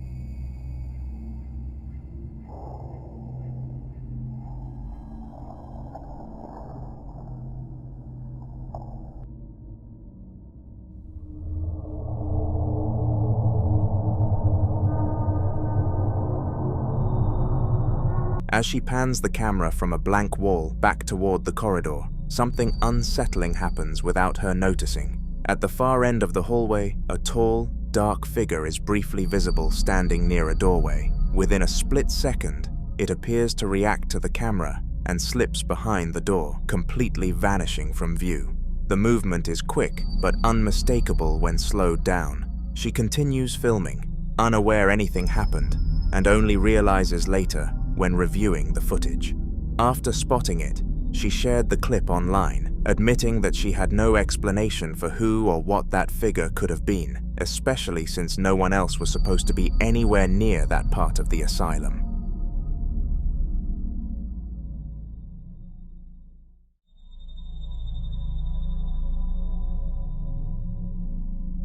After watching this next clip, you'll definitely want a dash cam on your car. The footage comes from a vehicle driving along a highway, with the road ahead completely clear at first. It's late, visibility isn't great, and everything feels normal until something suddenly appears directly in the lane. There it goes. Just record. A small, transparent figure that looks disturbingly like a child is standing in the middle of the road. The driver slows down instinctively, clearly panicking, but there's nowhere to swerve in time. The car passes straight through where the figure is standing, yet there's no impact, no sound, nothing in the mirrors afterward. The road behind them is empty. When the footage is slowed down, the figure doesn't react at all. It doesn't move, flinch, or turn its head. It just stays there as the car goes through it. Many people who've seen the clip believe it's the ghost of a child tied to that stretch of highway, while others can't explain how something so clear left absolutely no trace. Either way, it's the kind of footage that makes night driving feel a lot less routine and more abnormal.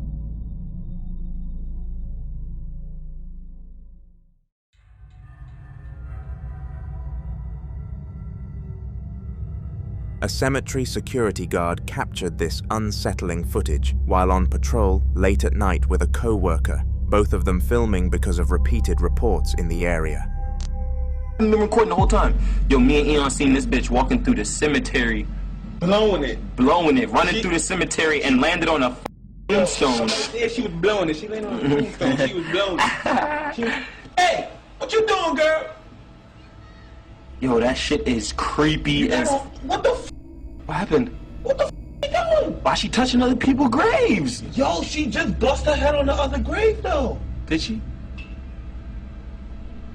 She got on no shoes, bro. What she just grabbed? A flower. She just grabbed a flower. She got on no shoes. Yo, Boogie, we watching a ghost. She... Oh, don't say nothing to her. Don't say nothing to her. I'm scared as shit. Cause what if she, nigga, she knows where you live, nigga? Live across the street from the cemetery. I'll shoot that bitch.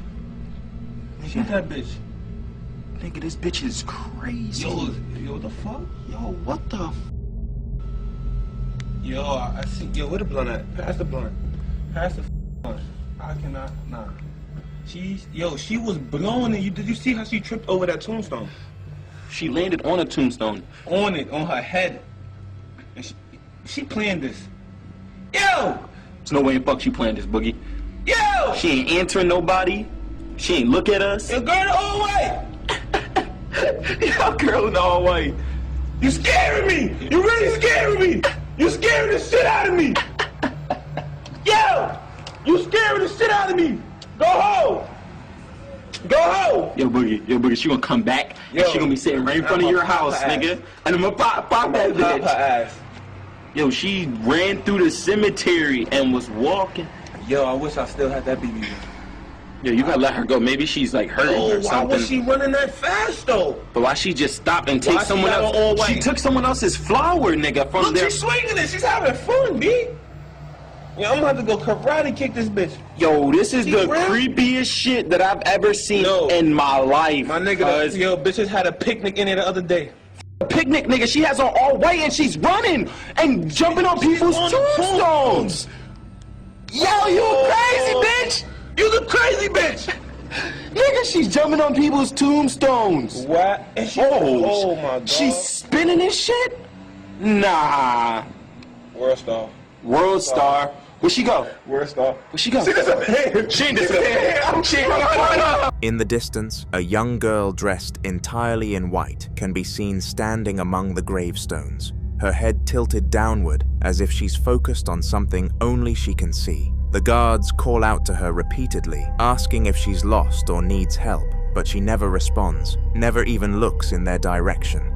Instead, she slowly walks between the graves, trailing her fingers across the tops of the headstones in a way that feels disturbingly deliberate. At one point, she bends down and takes a flower from a grave, holding it loosely before wandering further into the cemetery. The guards shout again, telling her to stop, but she ignores them completely and even takes another flower as if their presence means nothing to her. Then, without warning, she steps behind a large tombstone and vanishes. When the guards rush over to check after the footage ends, there's nobody there at all.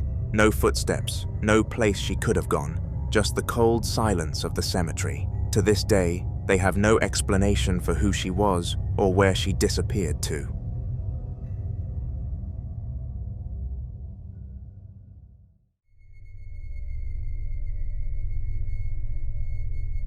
Ricky is a well-known ghost hunter who's been investigating the same abandoned establishment for a long time, convinced that whatever is there hasn't left yet. In this clip, he's outside the building late at night, filming himself in a casual vlog style as he stands in silence. The area around him looks empty and quiet, with nothing but fencing and darkness behind him.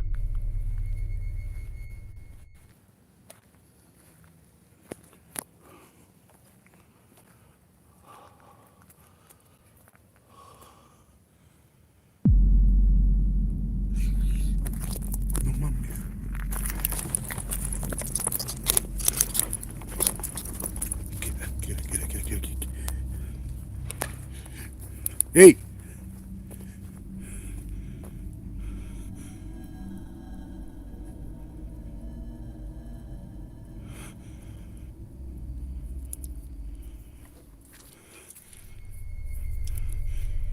As he continues talking, something strange happens in the background. Behind Ricky, beyond the fence, a tall, dark, black figure suddenly walks across the frame. It's not a shadow from him or the camera. It moves independently, passing through the background like a person calmly walking by. Ricky doesn't notice it at first, but viewers immediately point it out. A second later, he seems to sense something is wrong and spins around, spotting movement out of the corner of his eye. He breaks into a run toward the fence, shining his light and calling out. But when he reaches the exact spot where the figure was, there's nothing there at all. No person, no animal, no place for someone to hide.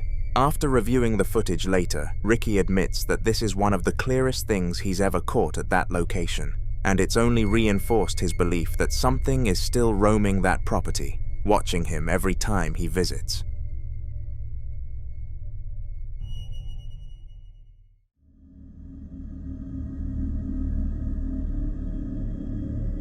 Someone named Tom was lying in bed late at night when he started hearing strange noises coming from his kitchen. The kind that are just loud enough to stop you from sleeping but not clear enough to explain. Uneasy, he grabbed his phone and began recording, aiming the camera toward the doorway that led out of his bedroom.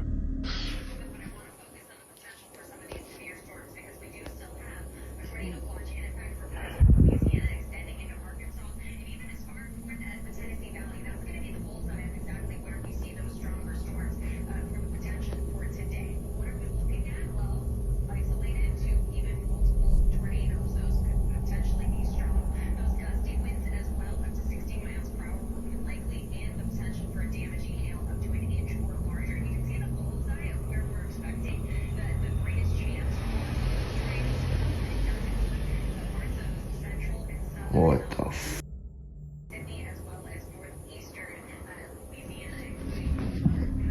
For a while, nothing happens at all. The doorway stays dark and still, and the apartment feels empty, almost quiet enough to convince you it was all in his head.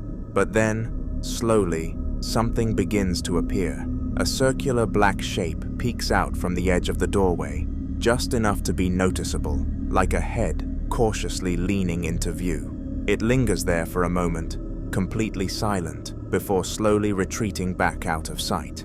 The movement is deliberate, not fast or startled, almost like whatever it was knew it was being watched. Tom doesn't step closer or call out. He just keeps filming, breathing heavier as the doorway goes still again. Nothing else appears after that, but the way the shape emerged and hid makes the clip incredibly unsettling, leaving the impression that something was standing in his kitchen, watching him from the dark. A few days later, the activity hadn't stopped. In fact, it seemed bolder. Tom finds himself back in the exact same spot, standing this time, after hearing the familiar noises coming from the kitchen again. His voice sounds steadier, but there's tension in every word as he starts recording. What the f... Who is out? Oh my god. Oh my goodness, what the f...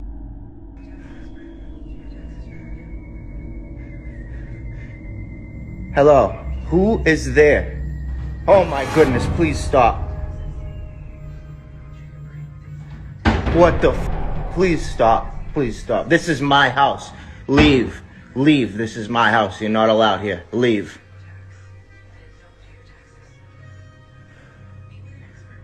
Oh my goodness.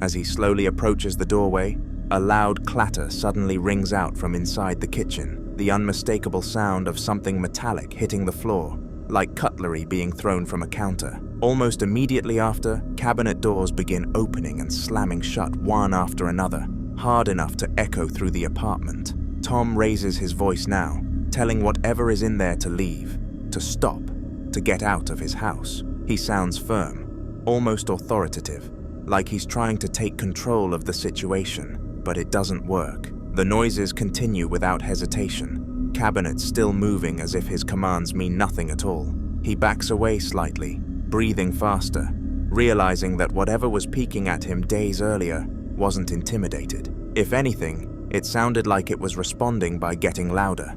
Tom later said this was the moment he truly understood he wasn't alone in that apartment, and whatever was in his kitchen had no intention of leaving just because he asked.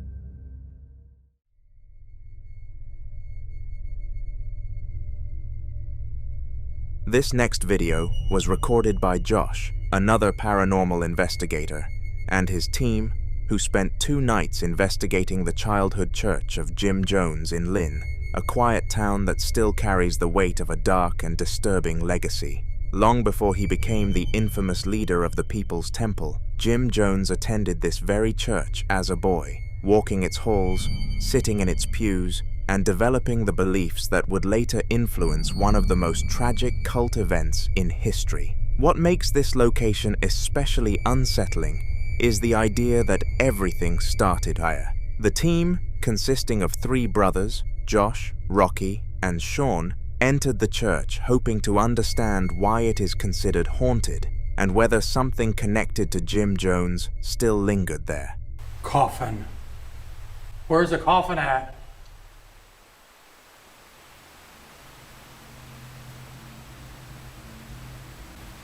Dude, when you look out to the darkness, you just picture, it feels like 100 people out in the darkness just staring at you. And it's so freaking cold down here. Who is the man that stays down here? Slam. Slam.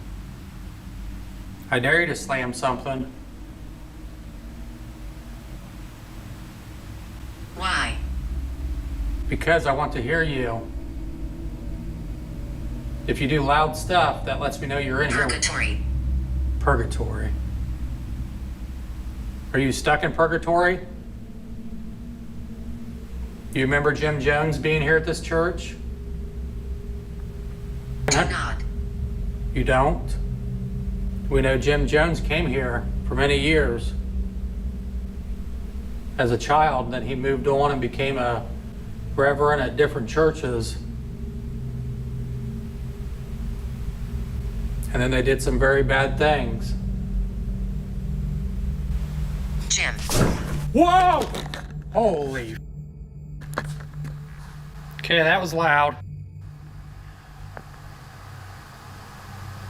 Holy crap.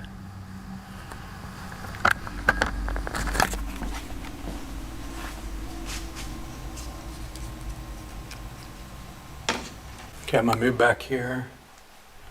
Something so freaking loud. As they moved deeper into the church, with over 1,000 people watching the investigation live, something was caught on camera. Watch. I feel like if we're gonna catch something, it's gonna be in the basement. Well, I think we need to go up to the attic. Or it'd be better if I just filmed the screen. Like if they're just watching the screen, then I won't need this light on. What do you think? Within seconds, viewers watching the live stream began flooding the chat with warnings, pointing out a strange figure that appeared in the stairwell. What makes this moment so disturbing is that in earlier footage, the stairwell was completely empty. Nothing was there that could explain the sudden appearance of this figure. So is it possible that something connected to Jim Jones still exists there? Some paranormal researchers believe that spirits are often drawn to places that shaped them the most, locations tied to their identity, their emotions, and their transformation. This church wasn't just a random building in his life, it was where his path began. where his beliefs were formed, and where he first began developing the influence he would later have over so many people. For now, this remains a mystery.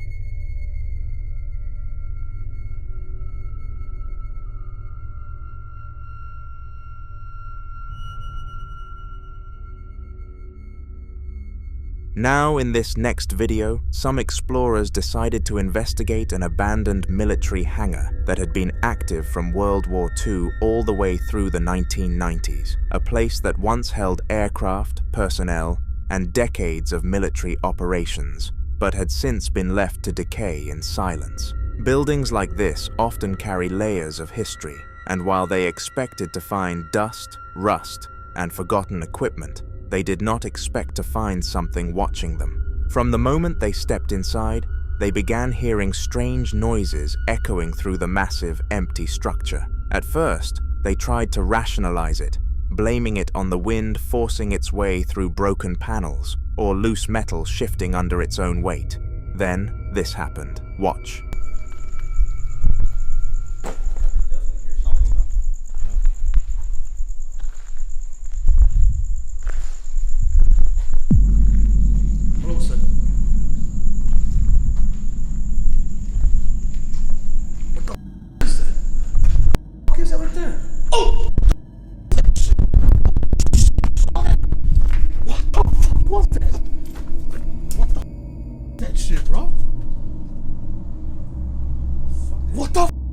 Shit, man.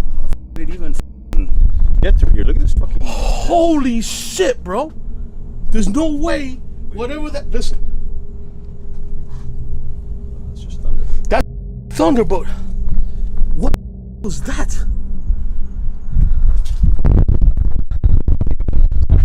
There's no way I can't make it. There's no. In the footage, a strange figure can be seen watching them from a distance. But when they reached the exact spot where the figure had been standing, there was nothing. No person, no animal, and no place for someone to hide or escape in that short amount of time. Some believe this could be what investigators call a shadow person, entities often reported in abandoned locations, especially places tied to intense emotional energy, trauma, or prolonged human activity. Others believe this could have been the spirit of someone who once worked there, possibly a soldier or personnel who spent years inside those walls, whose presence never truly left, continuing to patrol the same grounds long after the base was abandoned. The way this figure remained at a distance, concealed in shadow, and vanished the moment they approached, makes some wonder if they were being watched the entire time.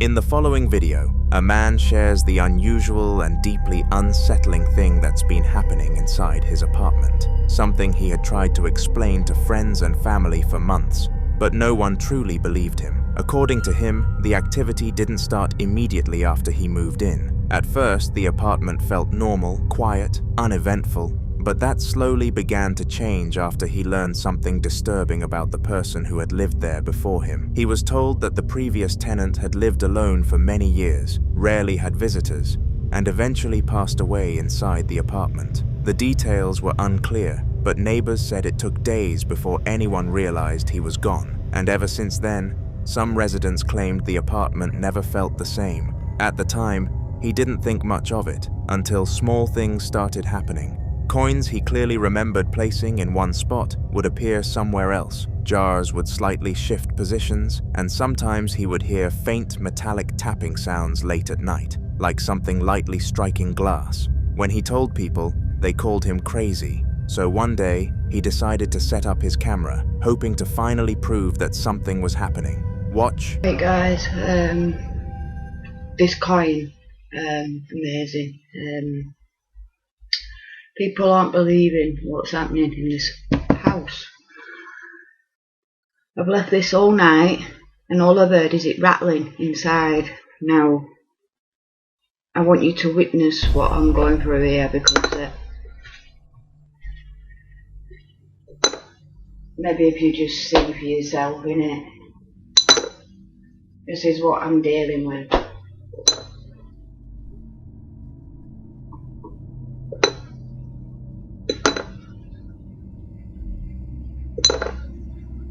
angry because you're dead? What are you angry about?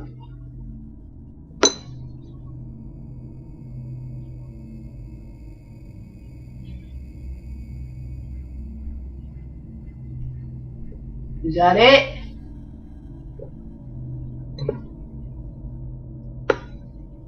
Why are you with me? Why are you around me? What do you want? Knock the glass over. Is that it? Been doing it all night, come on. Take a break.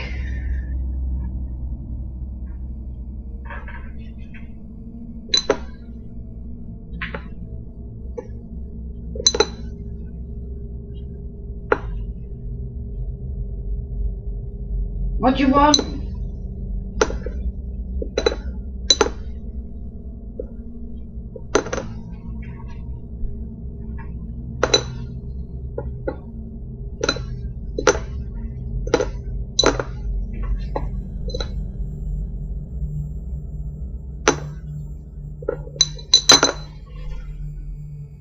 Guys, are you seeing it?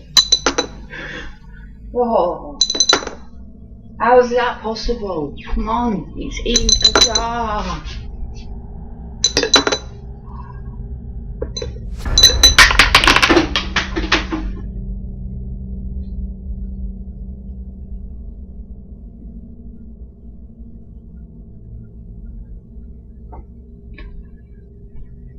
At least they didn't lie to me.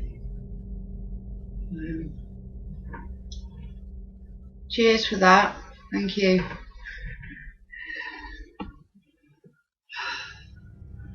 I am shit. Some believe this could be the former tenant attempting to communicate, using the coin as a way to show his presence, especially since spirits are often said to manipulate small objects that require less energy. Coins, in particular, are commonly reported in paranormal encounters, sometimes seen as a symbolic attempt to get attention, almost like knocking, but in a way that cannot be mistaken for coincidence. Others believe it could be something more territorial, something that does not recognize the man as the rightful occupant. If the previous tenant spent years living there alone, forming a deep attachment to the space, some theories suggest his spirit may still see the apartment as his, reacting with agitation to the presence of someone new.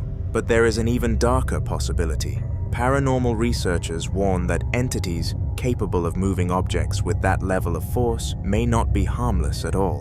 What begins with small manipulations, coins, jars, subtle disturbances can sometimes escalate, becoming more aggressive over time, especially if whatever is present grows stronger or more aware of the person living there. The violent nature of the coin's movement, the persistence, the intensity, makes some wonder if this wasn't simply an attempt to communicate, but a warning. Until more updates are shared, this unsettling case remains unsolved.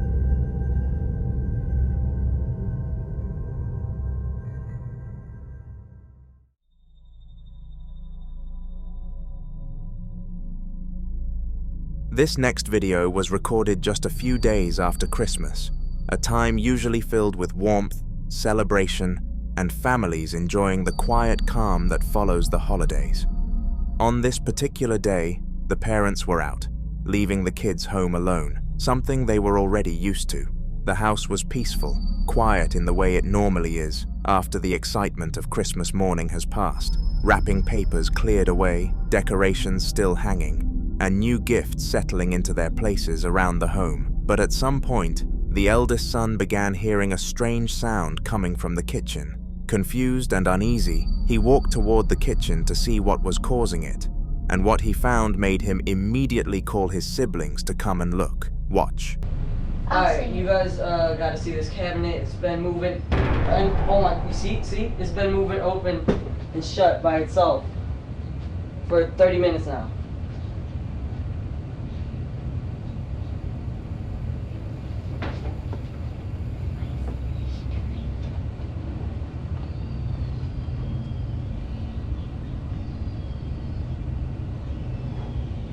Holy shit, do you see that?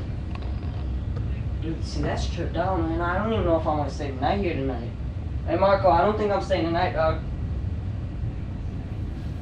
And I don't think I'm gonna sleep. I'm gonna stay up until that stops.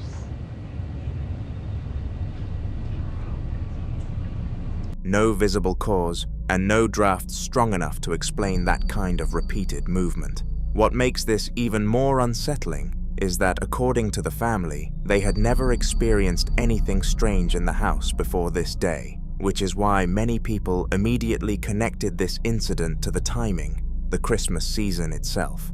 Across many cultures and paranormal beliefs, the holiday season is thought to be a time when the boundary between the living and the dead becomes thinner, a time filled with emotional energy, memory, tradition, and reflection. Some believe this energy can attract spirits, especially those connected to family, longing, or unfinished presents. Others say spirits may be drawn to homes during this season simply because of the warmth, the light, and the life inside. But it's also possible that something was unknowingly brought into the home during the holidays, like an old gift, a second-hand decoration, or an antique item. Objects can sometimes carry attachments, especially items with unknown histories. Something as simple as a thrifted ornament, an old toy, or even furniture could potentially bring more than memories with it. But what do you think?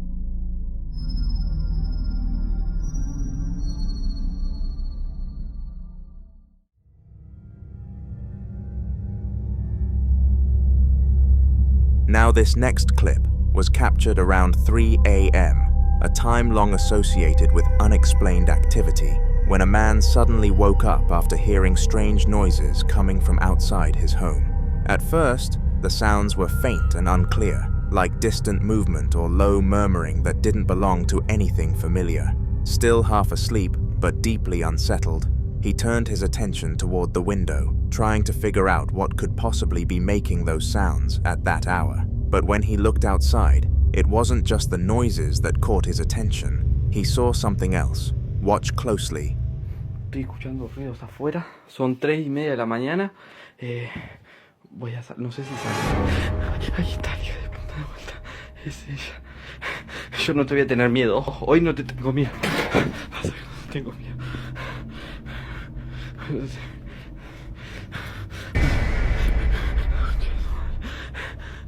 Date vuelta. Date vuelta. Date vuelta. Date vuelta. Date vuelta. ¿Dónde estás?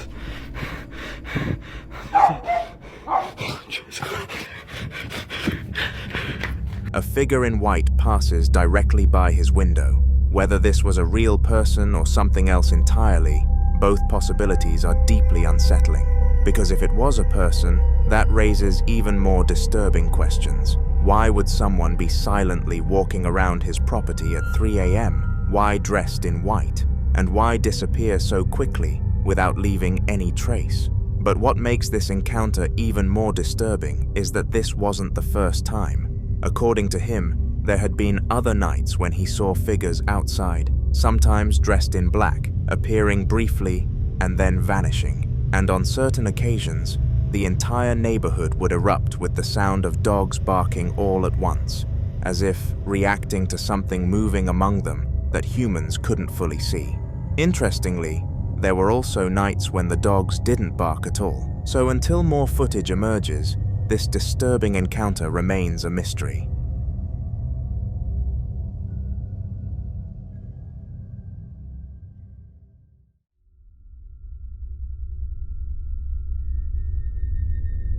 In the following video is about a man named Aaron, whose life changed after he received terrible news from the police about the neighbor living directly beneath him. And if you've been following Aaron's story, you already know his apartment hasn't felt normal for a very long time. In the previous videos we shared, he attempted a spiritual cleansing ritual that ended badly, and many people questioned whether he had done it correctly, which is why this time he decided to try again, hoping to finally free his home from whatever seemed to be lingering there. For those unfamiliar with Aaron's story, everything began with a smell For weeks he complained about a foul stench rising through his apartment floors, a thick, sickening odor that no amount of cleaning, ventilation, or searching could explain. And eventually, the horrifying truth was revealed. His neighbor had passed away inside his apartment, and his body had remained there undiscovered for weeks. By the time authorities found him, the damage had already been done. The hallway was sanitized, the apartment sealed, and on the surface, everything appeared resolved. But inside Aaron's apartment, things only got worse. Desperate for peace, Aaron decided to perform another cleansing ritual. Watch. I'll be doing the red dragon blood sage to help me get rid of the spirit I have here. But first, I'm going to be placing this egg here in the center of the room. I'll place it right there. Come back. Okay. Here we go. So if there's a demon in here, you are not welcome. You have to leave. You're not welcome. Still smoking. It's barely lit. You know, people don't think that you're real. People actually think that you don't exist, but I want to show them. So show yourself. Don't be scared. Show yourself. Come out.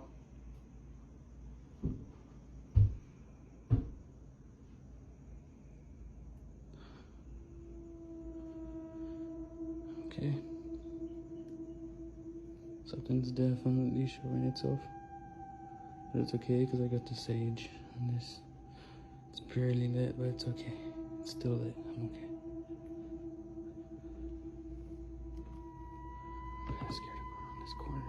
this corner. See. Here we go.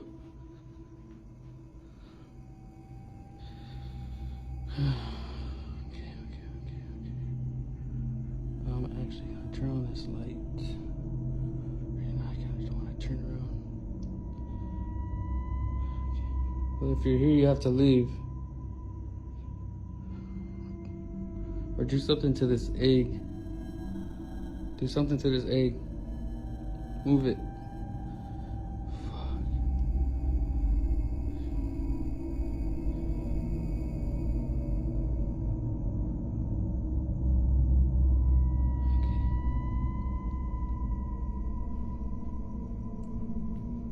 Maybe it left out the window or something. Okay, let's go do the egg so I can leave my apartment. Okay, here's the egg.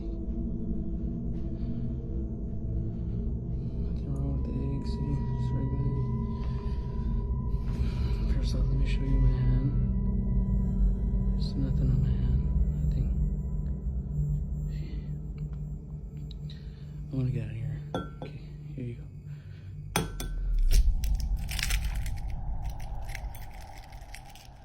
And again, I don't know why. According to Aaron, instead of things improving, the sage seemed to make the activity worse, and most people saw it coming. In many spiritual traditions, eggs are believed to absorb negative energy when used in cleansing rituals, acting as a vessel that pulls harmful forces away from a person or environment. But there is one rule that practitioners strongly emphasize. Once the egg absorbs that energy, it must never be opened inside the home. It must be buried outside, far from where you live, because burying it symbolically traps whatever it has absorbed within the earth, sealing it away and preventing it from returning. But Aaron cracked the egg inside his apartment, and according to certain beliefs, that single mistake may have undone everything. So for now, we can only hope things get better. In the following video, a group of innocent people were trying to make sense of what they're seeing after the atmosphere in the room completely changed. The door was shaking earlier, and the second they started recording, it suddenly goes still, almost like whatever was there was listening. So we are all sitting here, enjoying our Taco Bell, right? And Ghost Malone was over there shaking the door a second ago. Ghost Malone, if you are still around, do something. Give us a sign. Oh, okay. Okay. Mm-hmm. Look at her. Nonchalant. Alright, so ironically, I'm watching Ghostbusters, right? Ghost Malone. Ghosty. Yo. Are you kidding? Alright, so I've been asking Ghost Malone some questions. Okay, so 1 time if you're there, 2 times, or I guess no times if you're not. Definitely there, okay. Are you friendly? Okay, okay. Do you like Ghostbusters? No? Okay, do you like movies? Okay, okay. Alright, just like Ghostbusters, I guess it's insulting. Are you here to cause harm? Okay. Okay. Man, I wish I knew Morse code. We'd try that. Are you an older spirit? Okay, but not a bad spirit. Okay. Is there more than one of you? Oh, okay. One of them nervously asks if it's still around, and that's when a small child's toy car slowly rolls across the floor on its own, stopping just as quickly as it started. The mood flips from laughter to shock instantly. They begin talking to it calmly, asking simple questions, and almost immediately, a painting on the wall starts to move, tilting forward and lifting slightly, as if being pushed from behind. Realizing it might be responding, they start using the painting as a way to communicate, asking yes or no questions, and watching it shift each time. Over the course of the clip, they figure out whatever is there doesn't seem hostile, just curious, and oddly specific, reacting negatively when Ghostbusters is mentioned, but calming down again moments later. By the end, they're convinced this isn't just one presence either, since the ghost claimed to have an accomplice. People were quick to question why everyone seemed so calm during the first encounter, almost accusing them of downplaying what happened. Instead of arguing back, the man behind the camera decided to do the opposite and returned to the room alone to see if whatever was there would respond again. So, a couple weird things have happened tonight, like my mom's painting over there has moved. And Ghosty. Ghost Malone. You there? Don't judge the trash. It's trash day. Ghosty.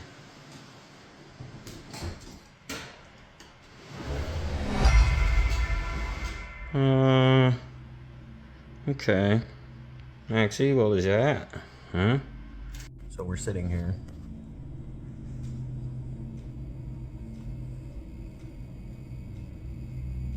Revelation here is it? Hi, Maxie. It should also be noted that we've had several offers from paranormal people to come here and whatnot. We're down. But there's been a few of them that are private profiles, minus the big ones you guys have suggested. Nobody's reached out, but I don't know. I might take offers for people to just come stay the night so you can see whether it's real or not for yourself. I don't know. But yeah, I am gonna take a list of questions. I've been writing down in the comments all the questions you guys have for Ghost Malone, and then we're gonna do the Stranger Things light or dog button things to see if that does anything. The house is quiet now, no nervous laughter, no group energy, just him speaking carefully into the empty space, asking if the presence is still around. For a moment, nothing happens. Then, without warning, a large baby playpen sitting across the room begins to slide across the floor on its own. It moves slowly but deliberately, scraping loudly as it shifts several feet with no one touching it. The man backs away in shock, clearly shaken now that there's no one else there to share the moment with. He later explained that this wasn't an isolated event either. Multiple paranormal investigators have since visited the house, documenting repeated activity and ruling out natural causes. Despite their efforts, nothing has stopped what's happening, and the family has made it clear that if the experts can't put an end to it, they're moving out for good. Whatever is in that house clearly has no interest in being ignored, no matter if it has good intentions.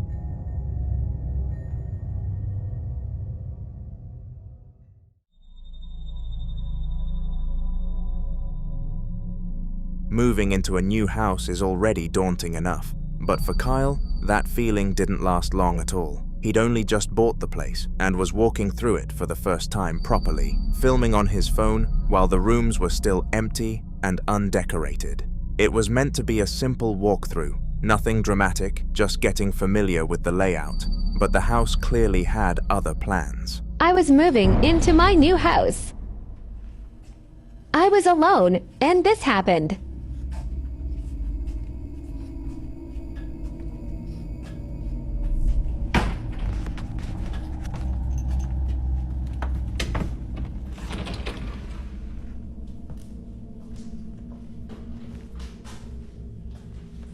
Good luck to me. As Kyle pans down the long corridor, the lights begin turning themselves on and off, one by one, flickering in a slow, deliberate pattern that doesn't look like a wiring issue at all. At the far end of the hallway, a door starts to close on its own, inch by inch, until it's almost fully shut. Kyle walks toward it, clearly uneasy, and pushes to open it again. The moment he tries, he pauses. Something on the other side is pushing back. You can hear it in his voice as he strains, confused, wondering if anyone's there. After a few seconds, the resistance suddenly stops, and he manages to force the door open. He steps inside, filming the entire time, only to find an empty room. No people, no animals, no explanation. For a house that was supposed to be a fresh start, it didn't waste any time letting him know he might not be alone there at all. Things only escalate from there. What the F is going on?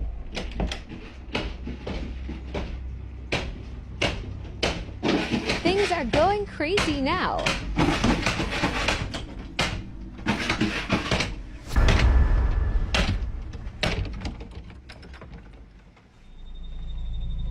As Kyle moves further into the house, another door suddenly starts rattling aggressively in front of him, shaking in its frame like something on the other side is trying to force its way out. He hesitates, then pushes it open, only to step into the next room and realize it's happening again. This time, a sliding door inside the corridor begins opening and closing by itself, gliding back and forth with no one touching it. The movement is steady and deliberate, not random. Kyle keeps filming, clearly shaken now, when something else catches his eye. A doll sitting in the room shifts on its own. He doesn't touch it, doesn't go near it, but it moves anyway, just enough to make it unmistakable. At that point, the excitement in his voice is gone, replaced with pure unease. Whatever is in this house seems to be reacting to him room by room, almost guiding him deeper inside. For a place he just moved into, the activity is immediate and relentless, and Kyle realizes this new house isn't just unsettling, it might actually be dangerous if he stays.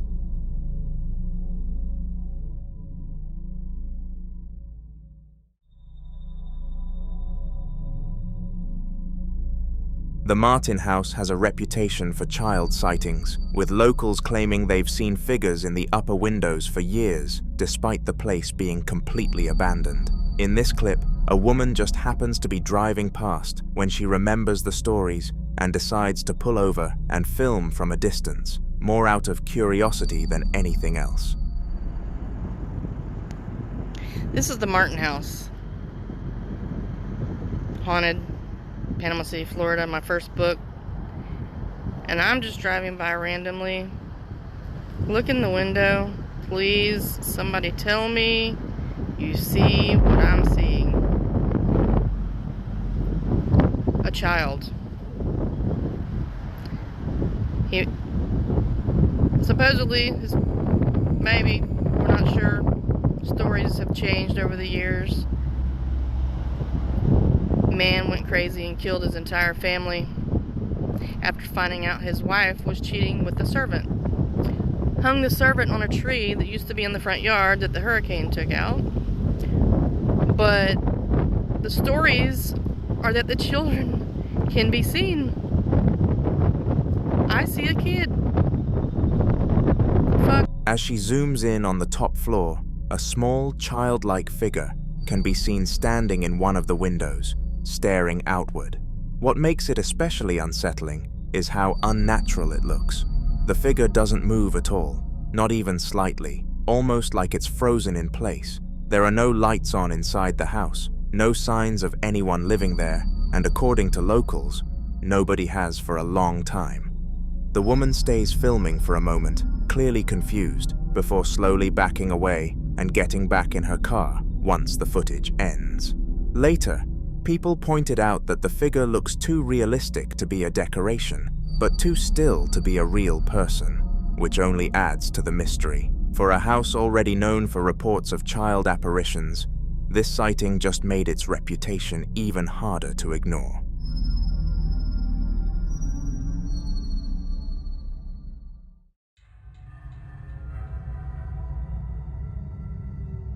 In this clip, security camera footage from inside a family's room captures something that quickly spiraled from unsettling to outright disturbing. The camera shows the room late at night with no one inside, while small orbs drift through the air, floating in irregular patterns. What makes it stranger is that the camera itself keeps rotating slightly, almost as if it's tracking the movement of the orbs rather than randomly shifting.